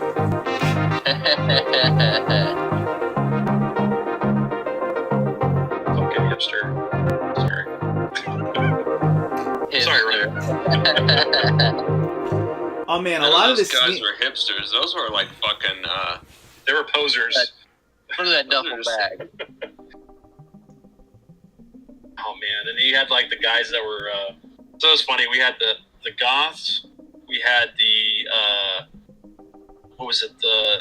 The ravers. You know, you could definitely tell that we were the gamers because we were just into gaming and all that shit. But then you had those guys that were just like, you could just like tell they were waiting for their next rave party with their glow sticks and shit, and they would just sit there twirling pencils and shit. And it's like, what the hell? Dude, at the high school I went to, the second one, and at the alternative, like I went to a school after that. I went to a school for like where they sent like pregnant girls and shit. And yeah, I know what you're talking about. But like things were not like that. Like groups or whatever. And there was, except for like one group of kids, they were like from an area, like a subdivision that was like more wealthy, but ironically they would like still act like dumb hillbillies. But that also, like, they would also wear like Abercrombie and Fitch, but they'd have like, you know. So see this shit. Okay, you wanted to know what Connecticut looks like. This kind of Macy's shit, like Polo, Nautica. That's how we. Unfortunately, that's how we dress in Connecticut, like that. Oh, all you need to do is have some bright colors, and it'll be Zach Morris. Yuppie. Yeah, very Zach Morris. Exactly. This shit. If you were wearing like. Okay, so here you wouldn't be wearing this because it's dude, like 90 put to your 100. freaking blue jeans, the bottom of your pants over your shoes, man. Can't stand that shit. Dallas Cowboys. Oh, Dallas. It's like I don't like any football team, but like Zach Morris is trash. I fucking hate. Man, they need to bring back those the starter jackets. I used to collect those for a little while, dude. The vintage ones, and they're very. The cut of them is not very flattering and not very modern at all. And I went as far to have a seamstress take one apart, remove a lot of material, and I never could get it to look like a jacket you would buy today. It's not supposed to look like a jacket today. Yeah, I mean, it looks like, hoofy in the back. It's not flattering at all. And it's just, I don't know, dude. And also the sizing on them was different by year. I used to have like a spreadsheet that had the measurements. Like a large back then was like fucking huge, dude. Like fucking huge, dude. No, what was it? No, it was like made clothes bigger. People are huge now. Oh yeah, everybody like to wear baggy clothes and shit like that. Yeah, but I mean, like this. I mean, especially whenever you go to thrift stores, like, or if you go to like ones that sell like real like stuff from like the 70s, 60s, or 70s, you're gonna notice like the biggest sizes are like tiny. Like people were smaller then, like thinner. I know. Mm-hmm. Like when you look at the 80s music videos, everybody's waist is so fucking. I think it's just fast food that's made everybody, all of us, fatter. It's convenience-y, dude. It's grabbing stuff on the go. I know.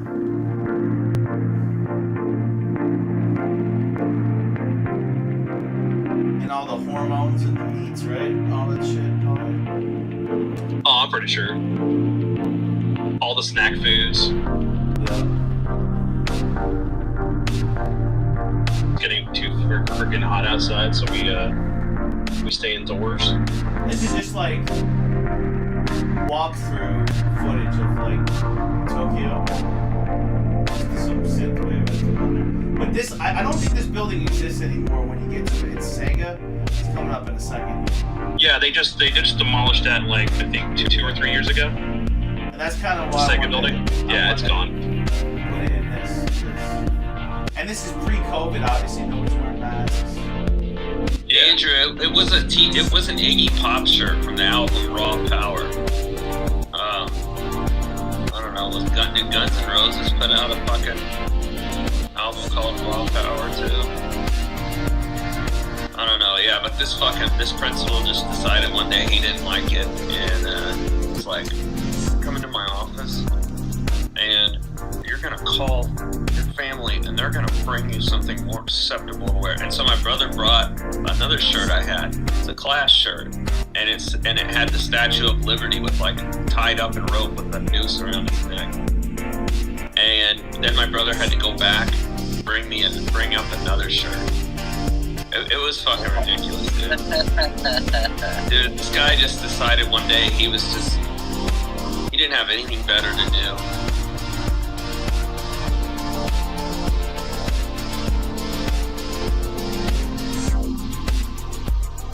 Remember how they had a dress code for like the girls at school where their shorts couldn't be too short and stuff like that? You couldn't show your stomach. Yeah. You remember that? Yeah, what I remember was there never really was a problem with any of this stuff. And it was just like one year they had around 97, 98. It was like all of a sudden they gave it to... Yeah, you're right. I remember that too, like it changed. Apparently, the dress code doesn't apply to little girls these days. According to my woman, you know, she works in a cafeteria. She's like, you wouldn't believe how short these girls' shorts are and all this shit. I'm like, what the fuck? Thing is, like down here, it's like, okay, so whenever we would start school, I remember one year they banned shorts. Nobody could wear shorts or dresses or any of that. Everybody had to wear pants. And it was like 100 degrees. Yeah, that would suck. It was fucking brutal. August to basically the first, like, to November 1st. It was fucking brutal. We also weren't allowed to wear sweaters or jackets. Just fucking just didn't make any sense. We didn't have that problem. We were still in the age of the whole dress code crap. Yeah, no, what happened was like as soon as I left Houston, they and then I moved up here, and it was more relaxed, but they were more like religious, is like up here in like, which was really bizarre. Like I don't know. Well, you're dealing with a diverse city with more religious options and other things like that. So it wasn't like that didn't really govern Houston. Like even the reason why we started doing dress code wasn't because of like anything like that. There's a freaking stupid ass shit about like, oh, we don't want kids to feel like they're being accused because they make less than other kids. And oh yeah, hey, so I take that back. Okay, so down in Houston, I remember specifically when I was in second grade. Okay, so my family lived up in Houston, and they gave me for some reason I got a Dallas Cowboys shirt, and I got, this was like, this had to be like 93, or 92 or 93, and they made me turn it inside out at school, because down in Houston, yeah, we hate the Cowboys. No, a gang used the 5-point star as like a symbol. So that was why they banned Dallas Cowboys attire down there. I'd have to look that up. I don't remember that one. What gang that was. probably a lot of them.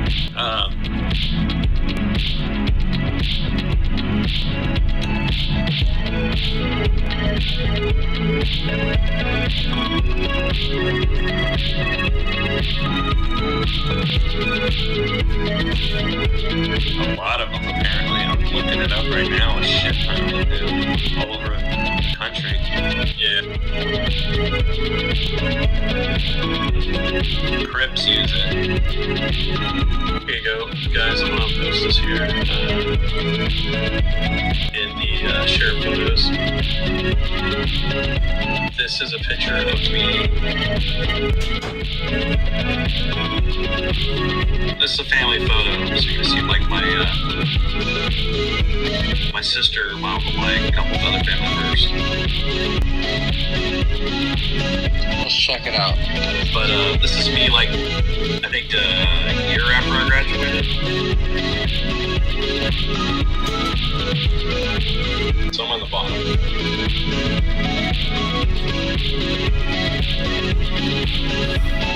So I'm like 20 or 21 at the time.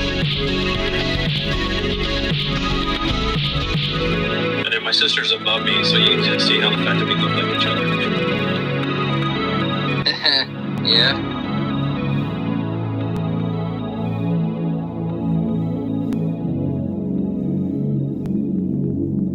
Freaking thin as shit, man. I miss those days. Yeah. Yeah, Same here. That is crazy. You know what it was too? It's just like middle school, high school, college. We were moving. I was moving. You know, you're going to class. You're running to class late. You know, that'll keep you in shape, Spencer. Just being in school. Yeah. It does, dude. Yeah, you know okay, so again, so hobbies that are expensive. My other one is cycling. I don't do it now. Like, it's harder to do here because it's hotter, but like you can't ride it. Like, we have bike lanes here, but I would not get out. I think when I first moved back here again, I tried to ride out here, and so what happened was I had a lady ran or I think it was a lady. I don't know. I guess that's wrong of me to assume, but it didn't stop at a stop sign. You know, like if you have the same traffic. If you're on a bike in traffic, you have the same rules and right to the road. You know, so you have I had the right of way at an intersection, and I slammed on the brakes so I wouldn't collide with this lady that ran the stop sign when I had the right of way, and I got bucked off going forward, but I still ride. But no, running around that campus for sure is all day. For sure. I get a lot of exercise doing that. Definitely learn how to do it if you're not. Okay, so speaking of that was the one day. So I left my house and I realized I didn't have my helmet. So I was probably a mile away. I was like, oh shit, I don't have it. This is bad. Should I ride back and go get it? I was riding to my grandparents' house in another city. So it was the one day that I forgot it. And I felt how thick my skull was. Like thud. And a fucking delivery driver found me and kept smacking me in the face. What? Jesus. Yeah, I had a concussion. Holy shit. Fucking nuts, dude. Could have been worse. Yeah, for sure.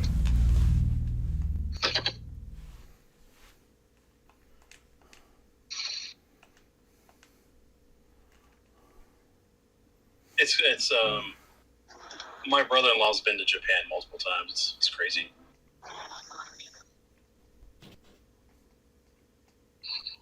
Definitely one of the places I'd love to be able to go to in my lifetime. Same here. Oh, damn it, let's all go to Tokyo. Well, do it. I'm planning on going to EVO next year. And if everything works out with this new job, probably save up for it. I don't think I could get on a plane. It's a long flight, man.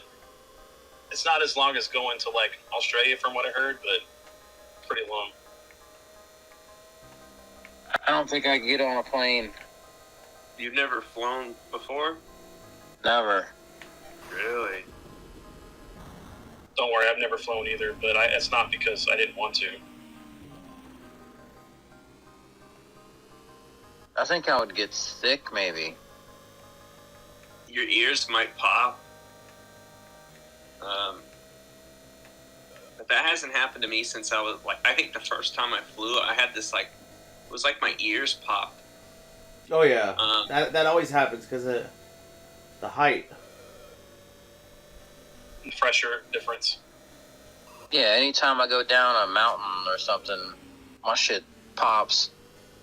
Well, if you hold your nose, like, and kind of like breathe, like hold your breath, hold your nose, and kind of like try to breathe out, it'll kind of like help pressurize your ears so they don't pop. They always used to say chew gum. Yeah, that's what Andrew said. I've heard that too. More radiation too. Sweet, I'll become an X-Men. Or if you yawn, it'll help pop it. Yeah. You know, like they used to have like peanuts and shit on the planes back in the day. They don't do that anymore because of like people with fucking peanut allergies and shit. And that's so crazy too. Like how everybody started developing a peanut allergy. Yeah. But those peanuts were good. I remember my dad coming back and he had some of them in his bag when he went to Atlanta for a job. Yeah. And freaking honey roasted peanuts were fantastic. You can get alcohol on the plane still. I heard they stopped doing that for a while recently because there's been a lot of like, you know, it's like a thing. Like people acting a fool on the airplane, like fighting each other or fighting not the stewardesses and shit. Like Mike Tyson smacking that kid around. Yeah, and I mean. Yeah, but Andrew, Little Debbie's gave everyone diabetes, so.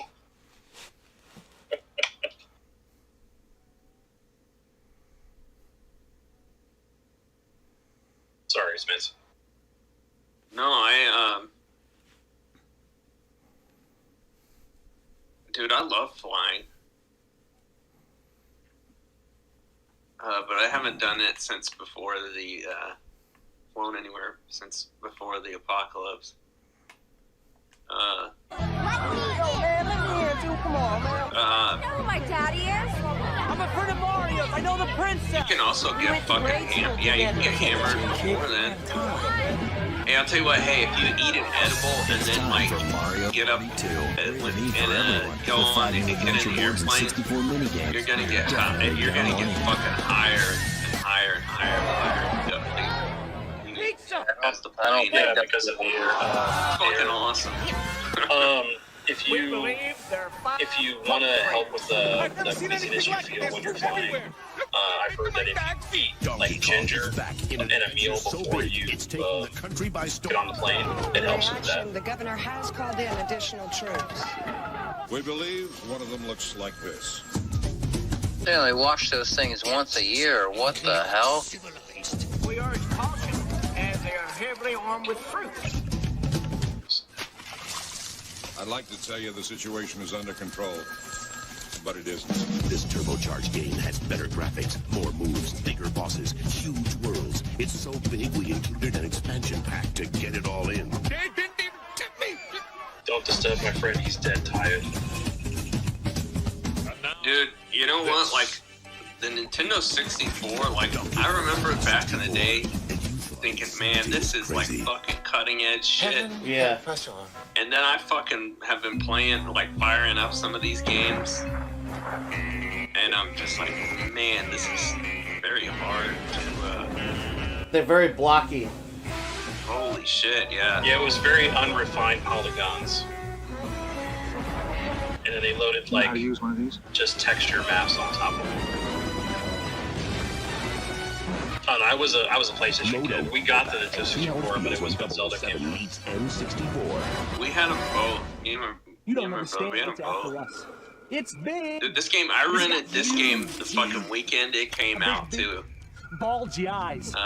Feathers, fur everywhere. I fucking loved it. It was like so much fun. Like the multiplayer. Bad guys beware. Here comes Banjo-Kazooie, where you're both bird and bear with amazing powers. It did not age. GoldenEye did not age well. Sky-flying, rock-hopping, egg-shooting, tag-teaming duo. Banjo-Kazooie. No, it didn't. Nintendo. The controls are fucking trash now, but back then it was like fucking awesome. It's funny, Yeah, I like you had to use like the C controls, right? Yeah.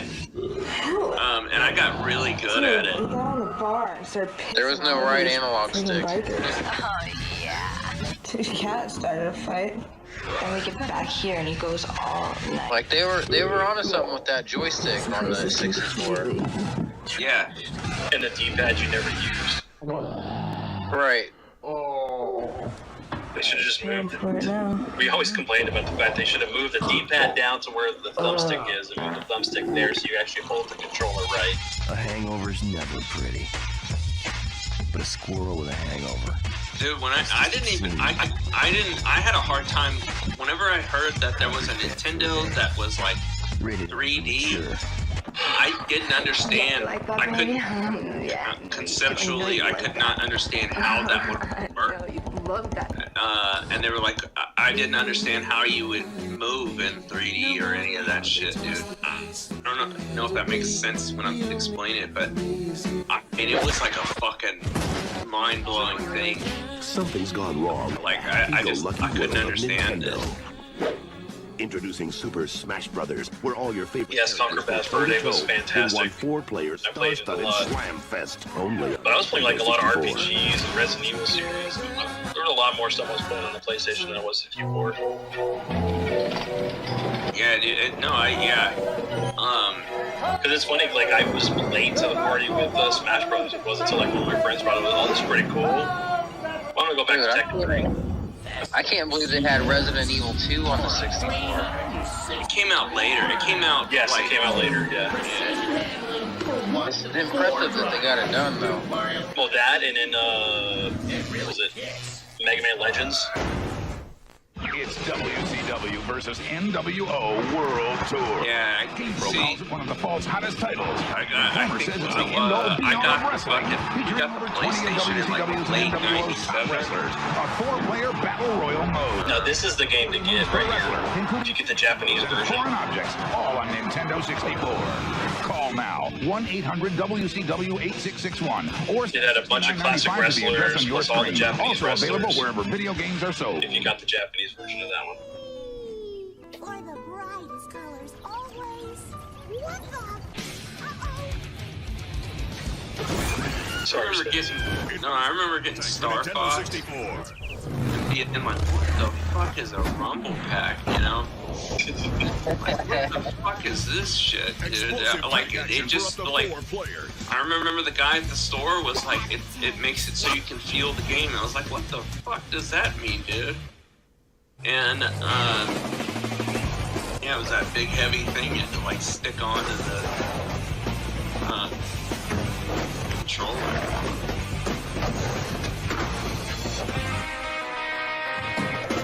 I never thought about wanting to play this game on the 64. It's like I had the PlayStation and the Dreamcast. Now everyone thinks they can. I had the Dream by this time when this came out. I had a demo. The demo that came in with the magazine, with the Dreamcast magazine. That was like where I first played it. Go in one direction or see where we can zap. We will walk through walls. Fucking rad. Look around us. Hell yeah. Be confined. We believe in the The second one was I missed, dude. The second and third one had level editor, and I fucking loved that. We will live the game from our hands. I missed level editor. I think the first Far Cry game for 360 for the Xbox had a level editor. Check. So did Time Splitters. Helmet. Check. Okay, aerodynamic he's not, but he sure can make some tracks. Mickey Speedway USA. 16 magical tracks, 4-player action. Mickey, Donald, and the whole Disney crew. Goofy. Check. Rated E for everyone. Another game that I really wanted to play for this when it came out was Blast Corps, I think it was. Just because it was like, you could have a mech at one point in the game. Yeah.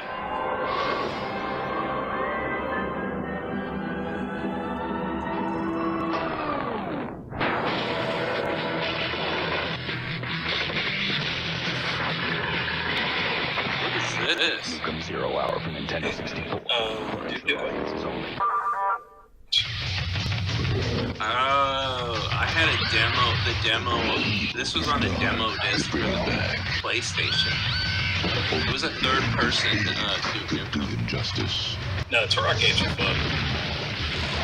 Yeah, I had the first one. I used to just play it with cheats and screw around. Oh yeah, there was just so much cool stuff to like find in the game, all the little hidden areas. I picked up this 1 and 2 when Billion Run released it. Well, the guy released on the PS4, Switch, I think, and Xbox. Yeah. But I ended up getting the PS4 collector's box that has the... No, it was only a collector's box, it was just a combo box that both games in.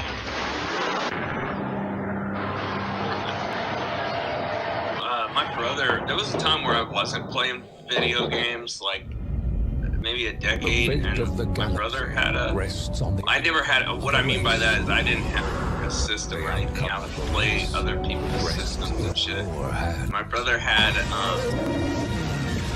a 360, and he had a Turok game for the 360. I don't know if it was like a remake or like it was like more. It was like a modern shooter kind of. It was okay. I don't know what ever happened to that franchise. I haven't looked into it. You know who is in control. Yeah, here's the first one. You know who has 4 times the action. I was kind of let down when they did the... This is, Turok 1. And they called it that. You know who gives the freedom.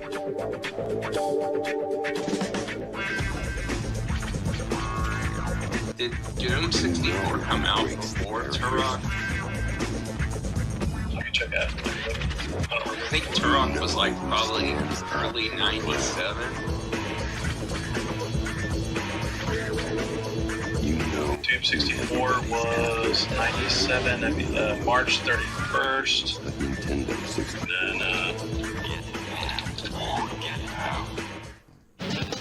Turok Dinosaur Hunter was February. Yeah. So, a month apart. So, Turok came out first. When I got the N64, the only game that you could find in stores was are the ones in your head.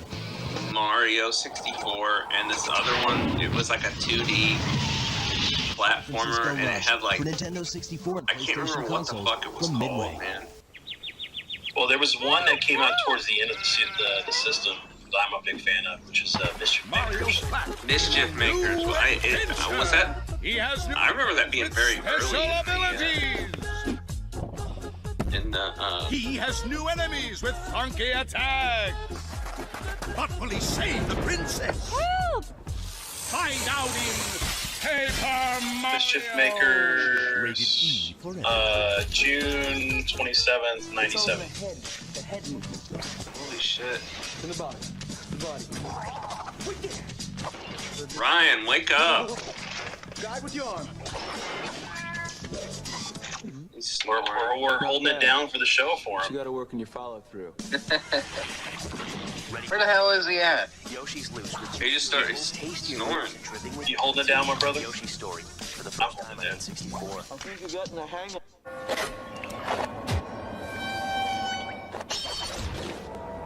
Killer outfit.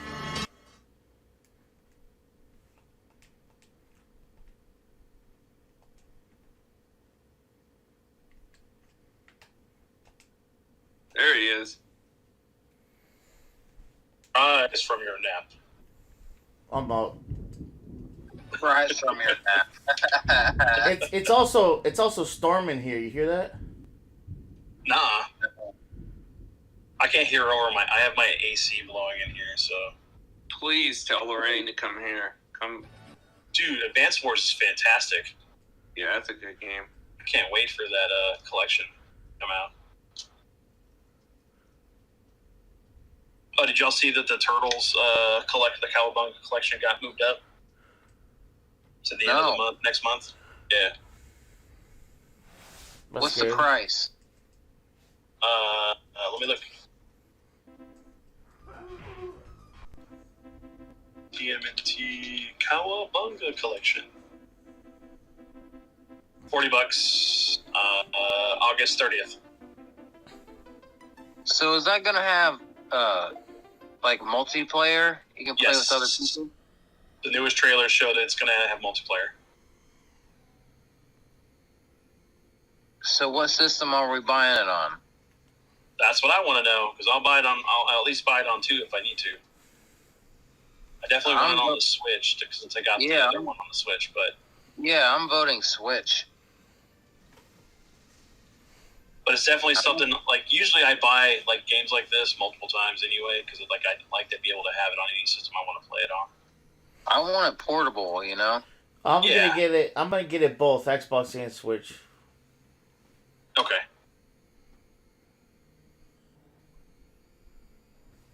So don't worry, I'll have it on both. I'll have it on both. I wonder if that'll be on the Game Pass also. I don't know. I wonder. That's a good question. Oh, just a heads up on stuff. If you go to BestBuy.com and then do a search for limited run stuff, they have quite a few of their games they're up on pre-order right now. I'm going to pull it up real quick now. Tell you what they are. I was just looking at it yesterday. Finders keepers.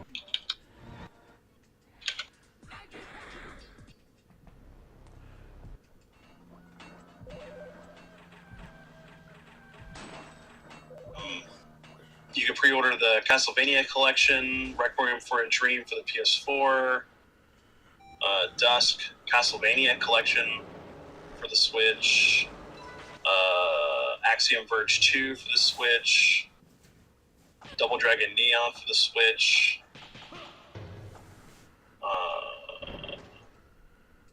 Blood Rain revamped, Super Meat Boy Forever,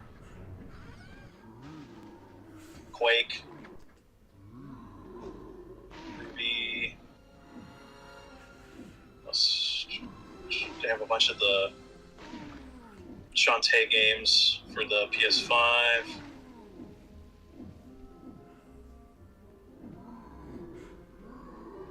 The other one I just saw yesterday.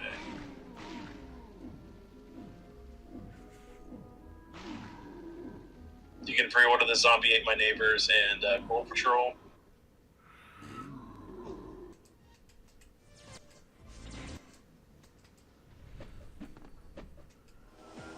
And that's about it.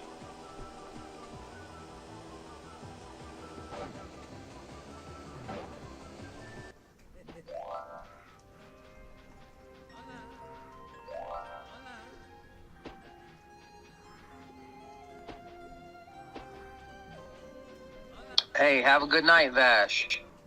Good night, Vash. All right, Vash. Thanks for watching.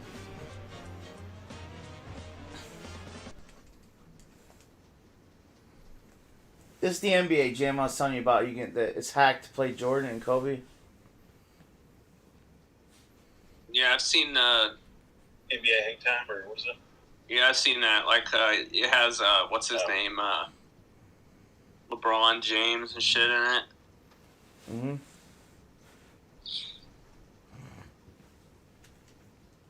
Fucking sweet.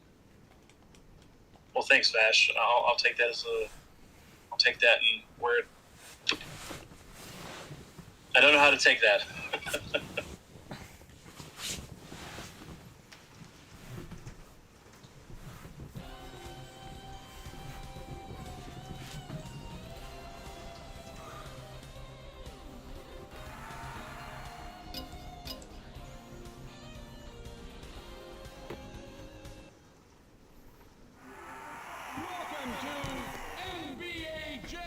Welcome to NBA Jam.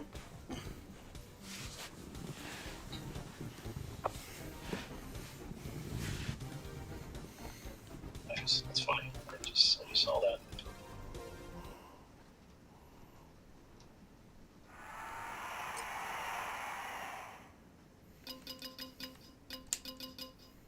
You guys got any big plans for this weekend? 0. I heard allegedly it's only gonna get up to 99 degrees on Friday or Saturday. That's good. That's insane. Hey, dude, it's been 100. It's been 100 every day. It's for like a month. Yeah. A month and a half at least going now. So it might not be too bad. I'm thinking about taking my son and my wife to Sutterbond and Galveston. I want to do something nice for him since we haven't done anything this summer really. I mean, what do you do if you don't have air conditioning in your car? You're screwed.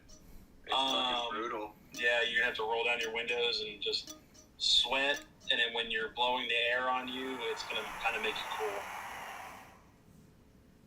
I have to take like multiple shirts with me.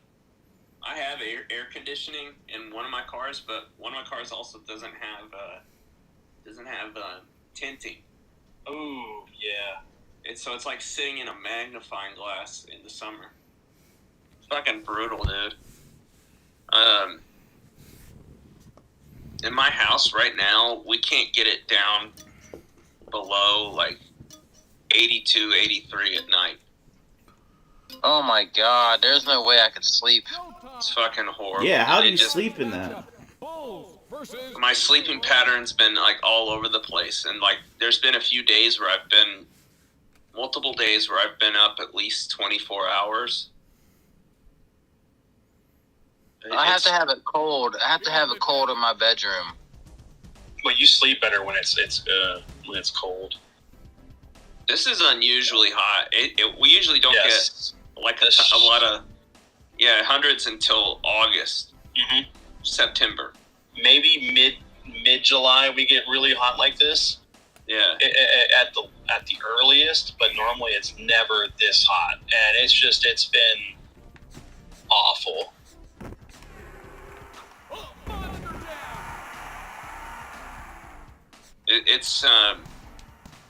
I mean, I could turn the AC down, but it would burn up the AC.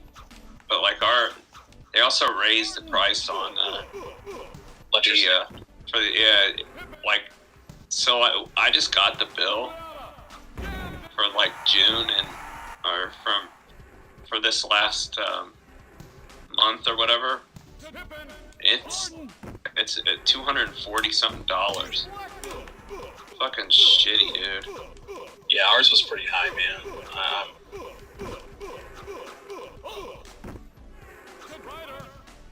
I mean, it wasn't like that high. Well, like I think the highest was like 180. Because normally we have a pretty fixed rate. It's like just like 130 to 140 a month. But since we've been running the ACs like constantly, we have it up. Like, so we have it set to, in the daytime, 78 degrees. And then at night, we've been turning it down to 75, but we can't get the house cooled down. You probably got what I had when I bought this house. The ducts all leaked air, so it was cooling the attic. It wasn't cooling my house. We got to replace our front door. One thing is like the ground is really hot. Air ducts in a typical house won't last more than 30 years. They'll start to leak because the seals on them start to break. We had ours all put in back. It's brand new. It's just there's You sure the condenser's working right on the AC? Yep. The compressor, it's whatever brand it is. new. Yeah. This was like a flip house, and they redid all that shit. Just is what it is. You may want to check to see if you can get someone to check the freon. Yeah, you gotta, Spencer. An AC system needs to be maintenance twice a year. Yeah. Is it maintenance twice a year? Yeah, we had a guy come out and look at it. And he said it's just fine? Is what it is. He said and it's fine? So underneath, the house is raised, and there's underneath it, we have like there's heat building up underneath it. And it has so much goddamn insulation. But the other thing is, you know, we have other problems with this house too, and it's a shit show. Probably gonna have to spend about $1,000 tearing down a shed. That's if we don't have it torn down, it's going straight into a creek, and that's gonna the cheapest estimate I've got for it is $1,000.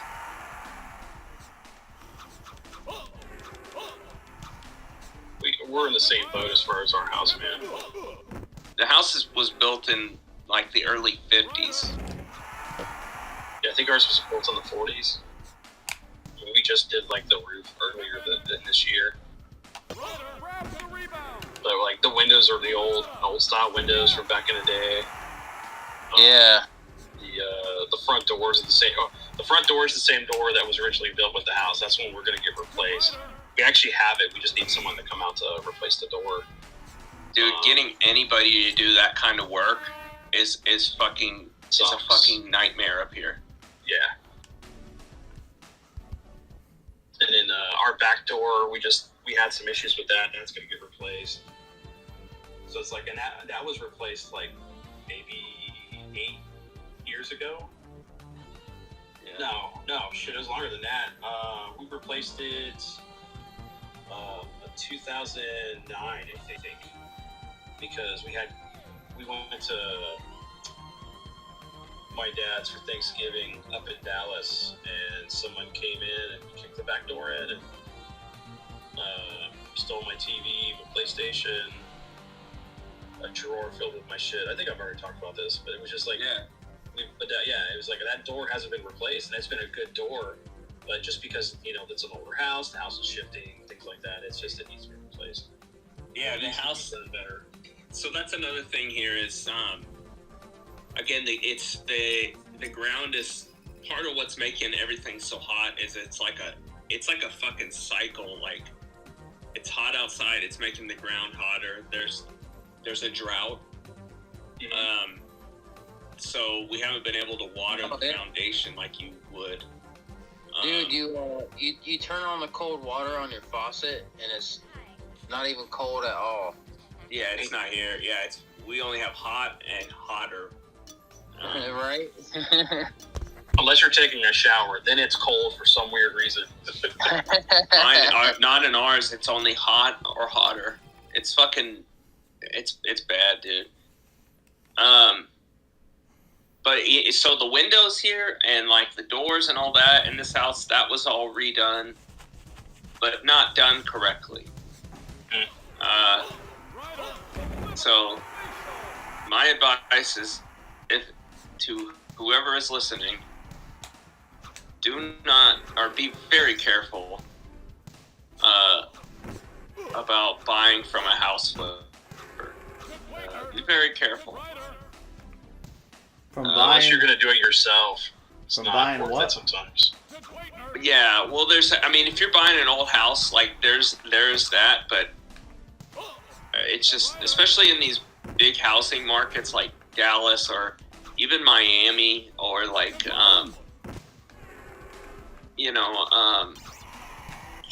Los Angeles or any of those kinds of places where everybody's moving to.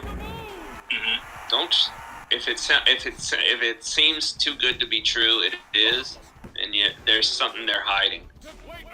Lipstick on a pig.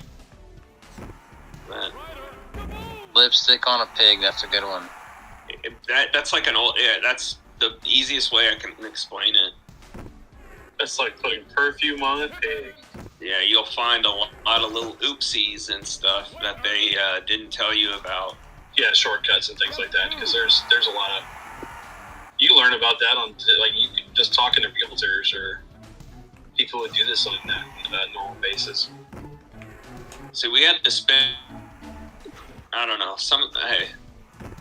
There's some of it I can't talk about in here. I'll explain it whenever we're off. Yeah, no, I get you. Totally.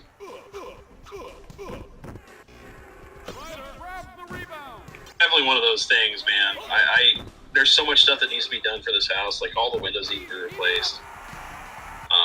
So it's like we have these window units. We have an arch ceiling where we could technically, if we wanted to, drop the 10 to 20 grand to drop a central air in here, but everything else needs to be done too, because we could just be venting air. Yeah, you need to do that. Yeah, you need to do that first. But we don't even know if it's even worth doing anything to the house anyway, considering the fact that it's from we don't think this. Yeah, I don't even think this house. We don't think the neighborhood that we live in is going to be here in the next 4 to 5 years, just because they're developing the area. I don't want to give too much information on that, but no. Well, how do you heat the house? In this, dude, we don't use a heater in the winter. Like for me, the only thing that we do is usually we'll turn on the oven. Yeah, there you go. Yeah, that'll be. Yeah, that's but I like to cook too, so it's like I can do that too. Yeah. But between usually like mid-November to March, we don't run the AC. We just turn the whole thing off. No heat or any of that. Yeah. And you get to wear hoodies and exactly amazing. If you're cold, you just wear a jacket. I'd rather it be cold, honestly. Like, I know we've had that argument before, but I'd rather it be cold than it being hot. Yeah. It is unbearable, especially here in Texas. Deal with that heat. Yeah, it's fucking gnarly. You can always put more clothes on. Correct. Well, yes, exactly. You can always put more clothes on. And I know that, what was it? I think somebody was telling us that, like, I think it was one of the guys we were talking to this weekend about the fact that they'd rather it be warm than hot and cold. And it's like, no, man, you just don't understand. We don't have seasons down here. And I'd rather, like, just put on a layer of clothes. And, if you have family, like I have my wife and kids, it's like, well, all right, let's go huddle on the couch and watch a movie, because our body heat together will heat us up if we need to. Down here, up in Dallas, it'll get cold. Like, it'll snow and ice and shit here and, like, freeze. Some years more than others, less. But yeah, we don't down get that in Houston. cold down here. Yeah, down in Houston, my memory was like, I think I remember 30 freezing.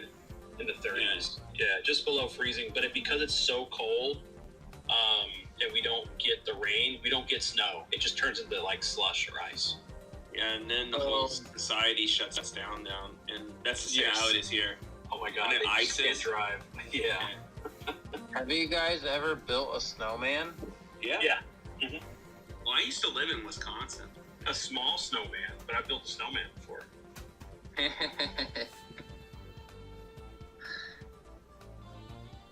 did, but yeah, we do. Build one. Huh? I haven't been able to build one in the in the last few years. Like we haven't had any good snows. Well, there's definitely a shift in the climate as far as weather patterns and things that we've been dealing with.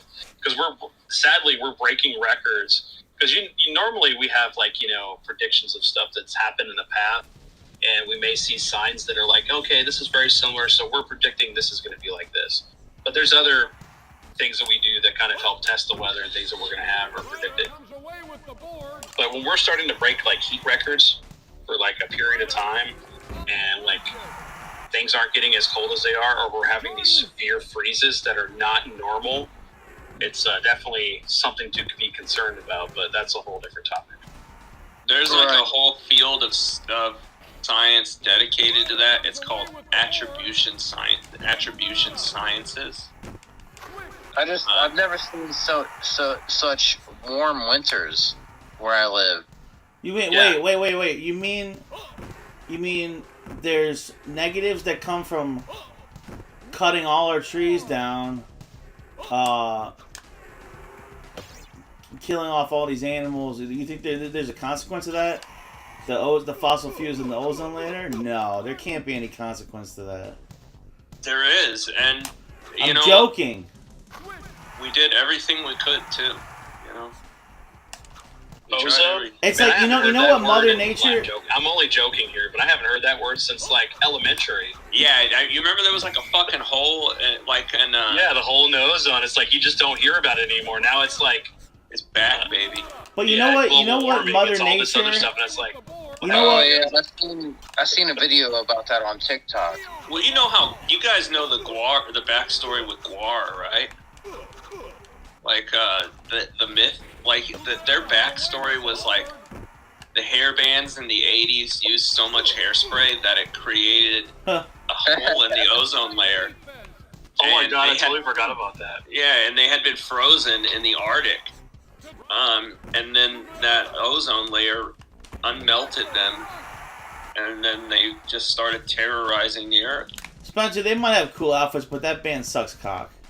They're fucking... I've seen them a bunch of times, dude. No, I'm saying that the props are cool and the stuff, but the music is horrible.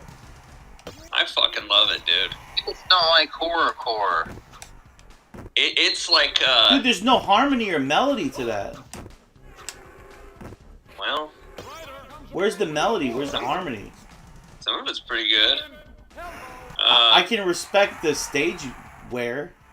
It looks cool. Dude, have you listened to their whole really listen to everything they've done though? But do you think there's melody to that? Yeah. Dude, Ryan, Ashley showed pictures of ICP with no makeup, and Violent J looked like a fucking crackhead. They look terrible. That's why what do you think they wear makeup? The other one looked like Dude, the lead singer look of at Smash Kiss. Mouth. You see, as soon as Kiss take off their makeup, you see why they wear makeup. Yeah, because they can't equal up to the magnitude of Gene Simmons. He got all the ladies back then. So he says. Yeah, I believe like that. I would not. I would take a word for it. Self-mythologizing. Yeah, I think Yes, exactly. It is. I think he I paid. I didn't know that Gene Simmons never did drugs or alcohol. He's a big teetotaler. All that. Yeah. Straight edge. It just there's a lot of people that don't. I heard Jay Mascis doesn't. Yeah. Smoke or and drink. He comes off like the biggest stoner ever, and his brain is fried. He talks so slow. He's like, Jay Mascis has the most boring personality I've ever seen in my life. You've ever heard him interviewed? He's like, yeah, I'm in a band. Yeah, I'm just like a slacker, man. Like all that. That's how he talks. I want to punch him in the face. Yeah. Great. Dude, I really like their early stuff, but dude, I think they just, I don't know, dude. My brother really liked them. Really, I don't know. I like their shit in the late 80s. I don't know, but I saw I watched some video of them playing a show recently, and I thought it was pretty good. I think they had two good albums. You're Living All Over Me and Bug. Bug's the one that had Freak Show on it. Those were like in the 90s, right? I mean Freak Scene. I saw some song where the bass player sings, and I thought that was better than... The bassist formed a band called something with an S. I forget the name of the band. Pretty good. I like it. I like his sound, and he kind of partitions his signal from a bass amp, and then he runs all the treble into like a fucking guitar amp too. It's a pretty cool. Supposedly, Jay Mascis has extremely high string action, which would make me want to smash the guitar. I can't stand high action. It's a matter of like, dude. The first guitars that I had really high action, and I just thought that's how it was. Yeah. So I got used to it. And no, you gotta adjust the truss rod in the saddles a little bit. Like when you're like a teenager and you don't know that. But the other thing was I didn't have like the internet to look up or really to know this stuff. I basically go later. As low as I can without getting fret buzz. Yeah, that's what I do. Yeah, I never had fret buzz, but my first guitar was a Strat copy, a Japanese Strat copy, which was actually really good, but it didn't have the headstock, and I hated that. But it had the action was set really high, and I just got used to it and like learned how to play on that thing, and I don't know, dude.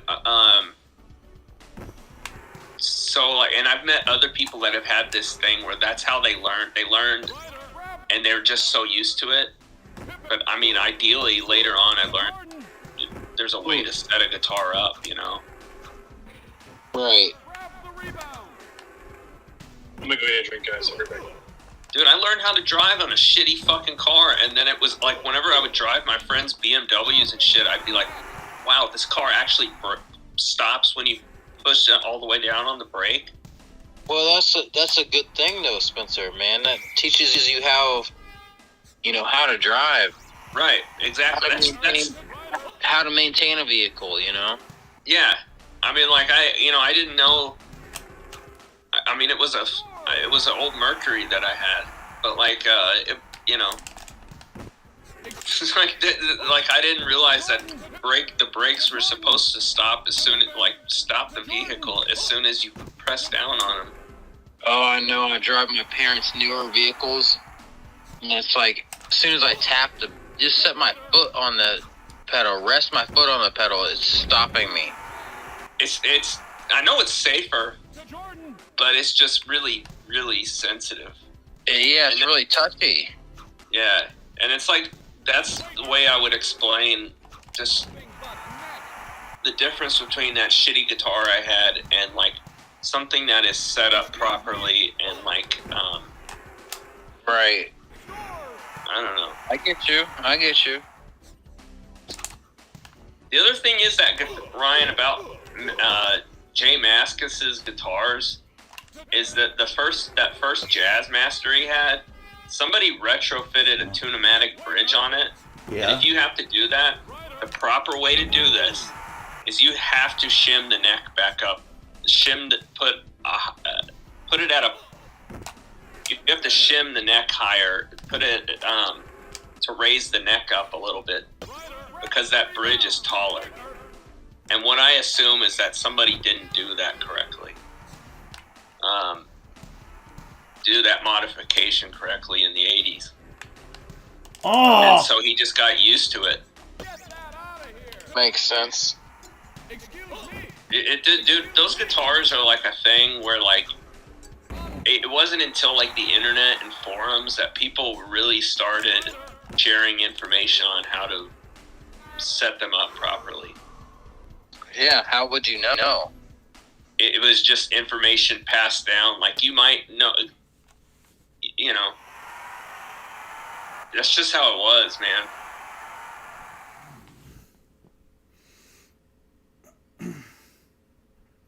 I really don't think that people set those guitars up right until like the 90s or the 2000s. Dude, anytime I buy a used guitar, the setup is so bad. I have to tweak the truss rod like 3/4 turns slowly at different, you know, and lower the saddles a little. Everything's just wrong. Do you have a string height gauge? No, I should, but I eyeball it. Yeah, I want to get the Stu Mac one. I need to get one of the. I used to have one, and I don't know. You can eyeball the neck to see the curve. Right. You know, whether it's a front or back bow, I can always see. The thing that I really could use is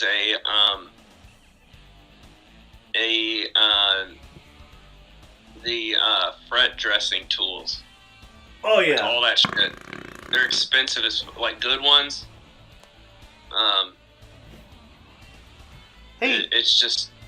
Hey, Matt, where did Whacker go? What's he in?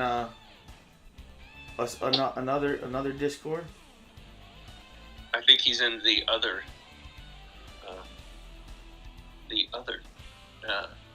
Discord.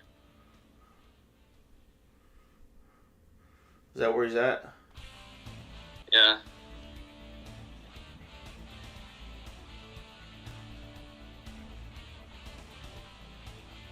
Okay, so it looks like Jordan's jersey right there is from the Washington Wizards. It's a.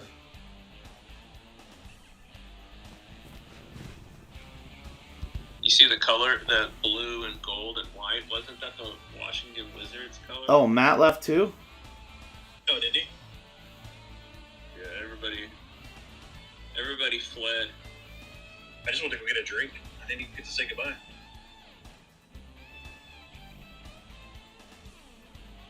Let's look up, what was the Washington Wizard? Let's see what Jordan's shit was like when he... You remember he came back the third time in like 2001.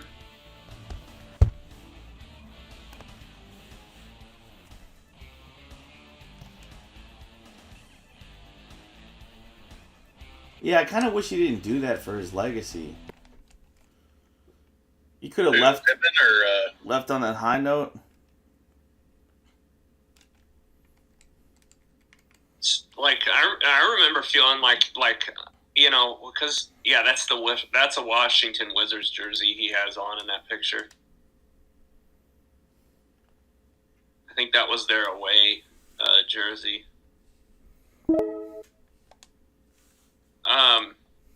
You remember when he went to go play baseball? Yeah, I wish he hadn't done that too. Yeah, and then he came back and he had a different number for a little while. Hey Spencer, let me thank everybody. I want to thank all my guest hosts tonight, who were Vince, Spencer, Matt, Whack, and anybody else guest host? BFG. I want to thank Illuma Donkey in chat. Vash was here. Andrew, Salvatore.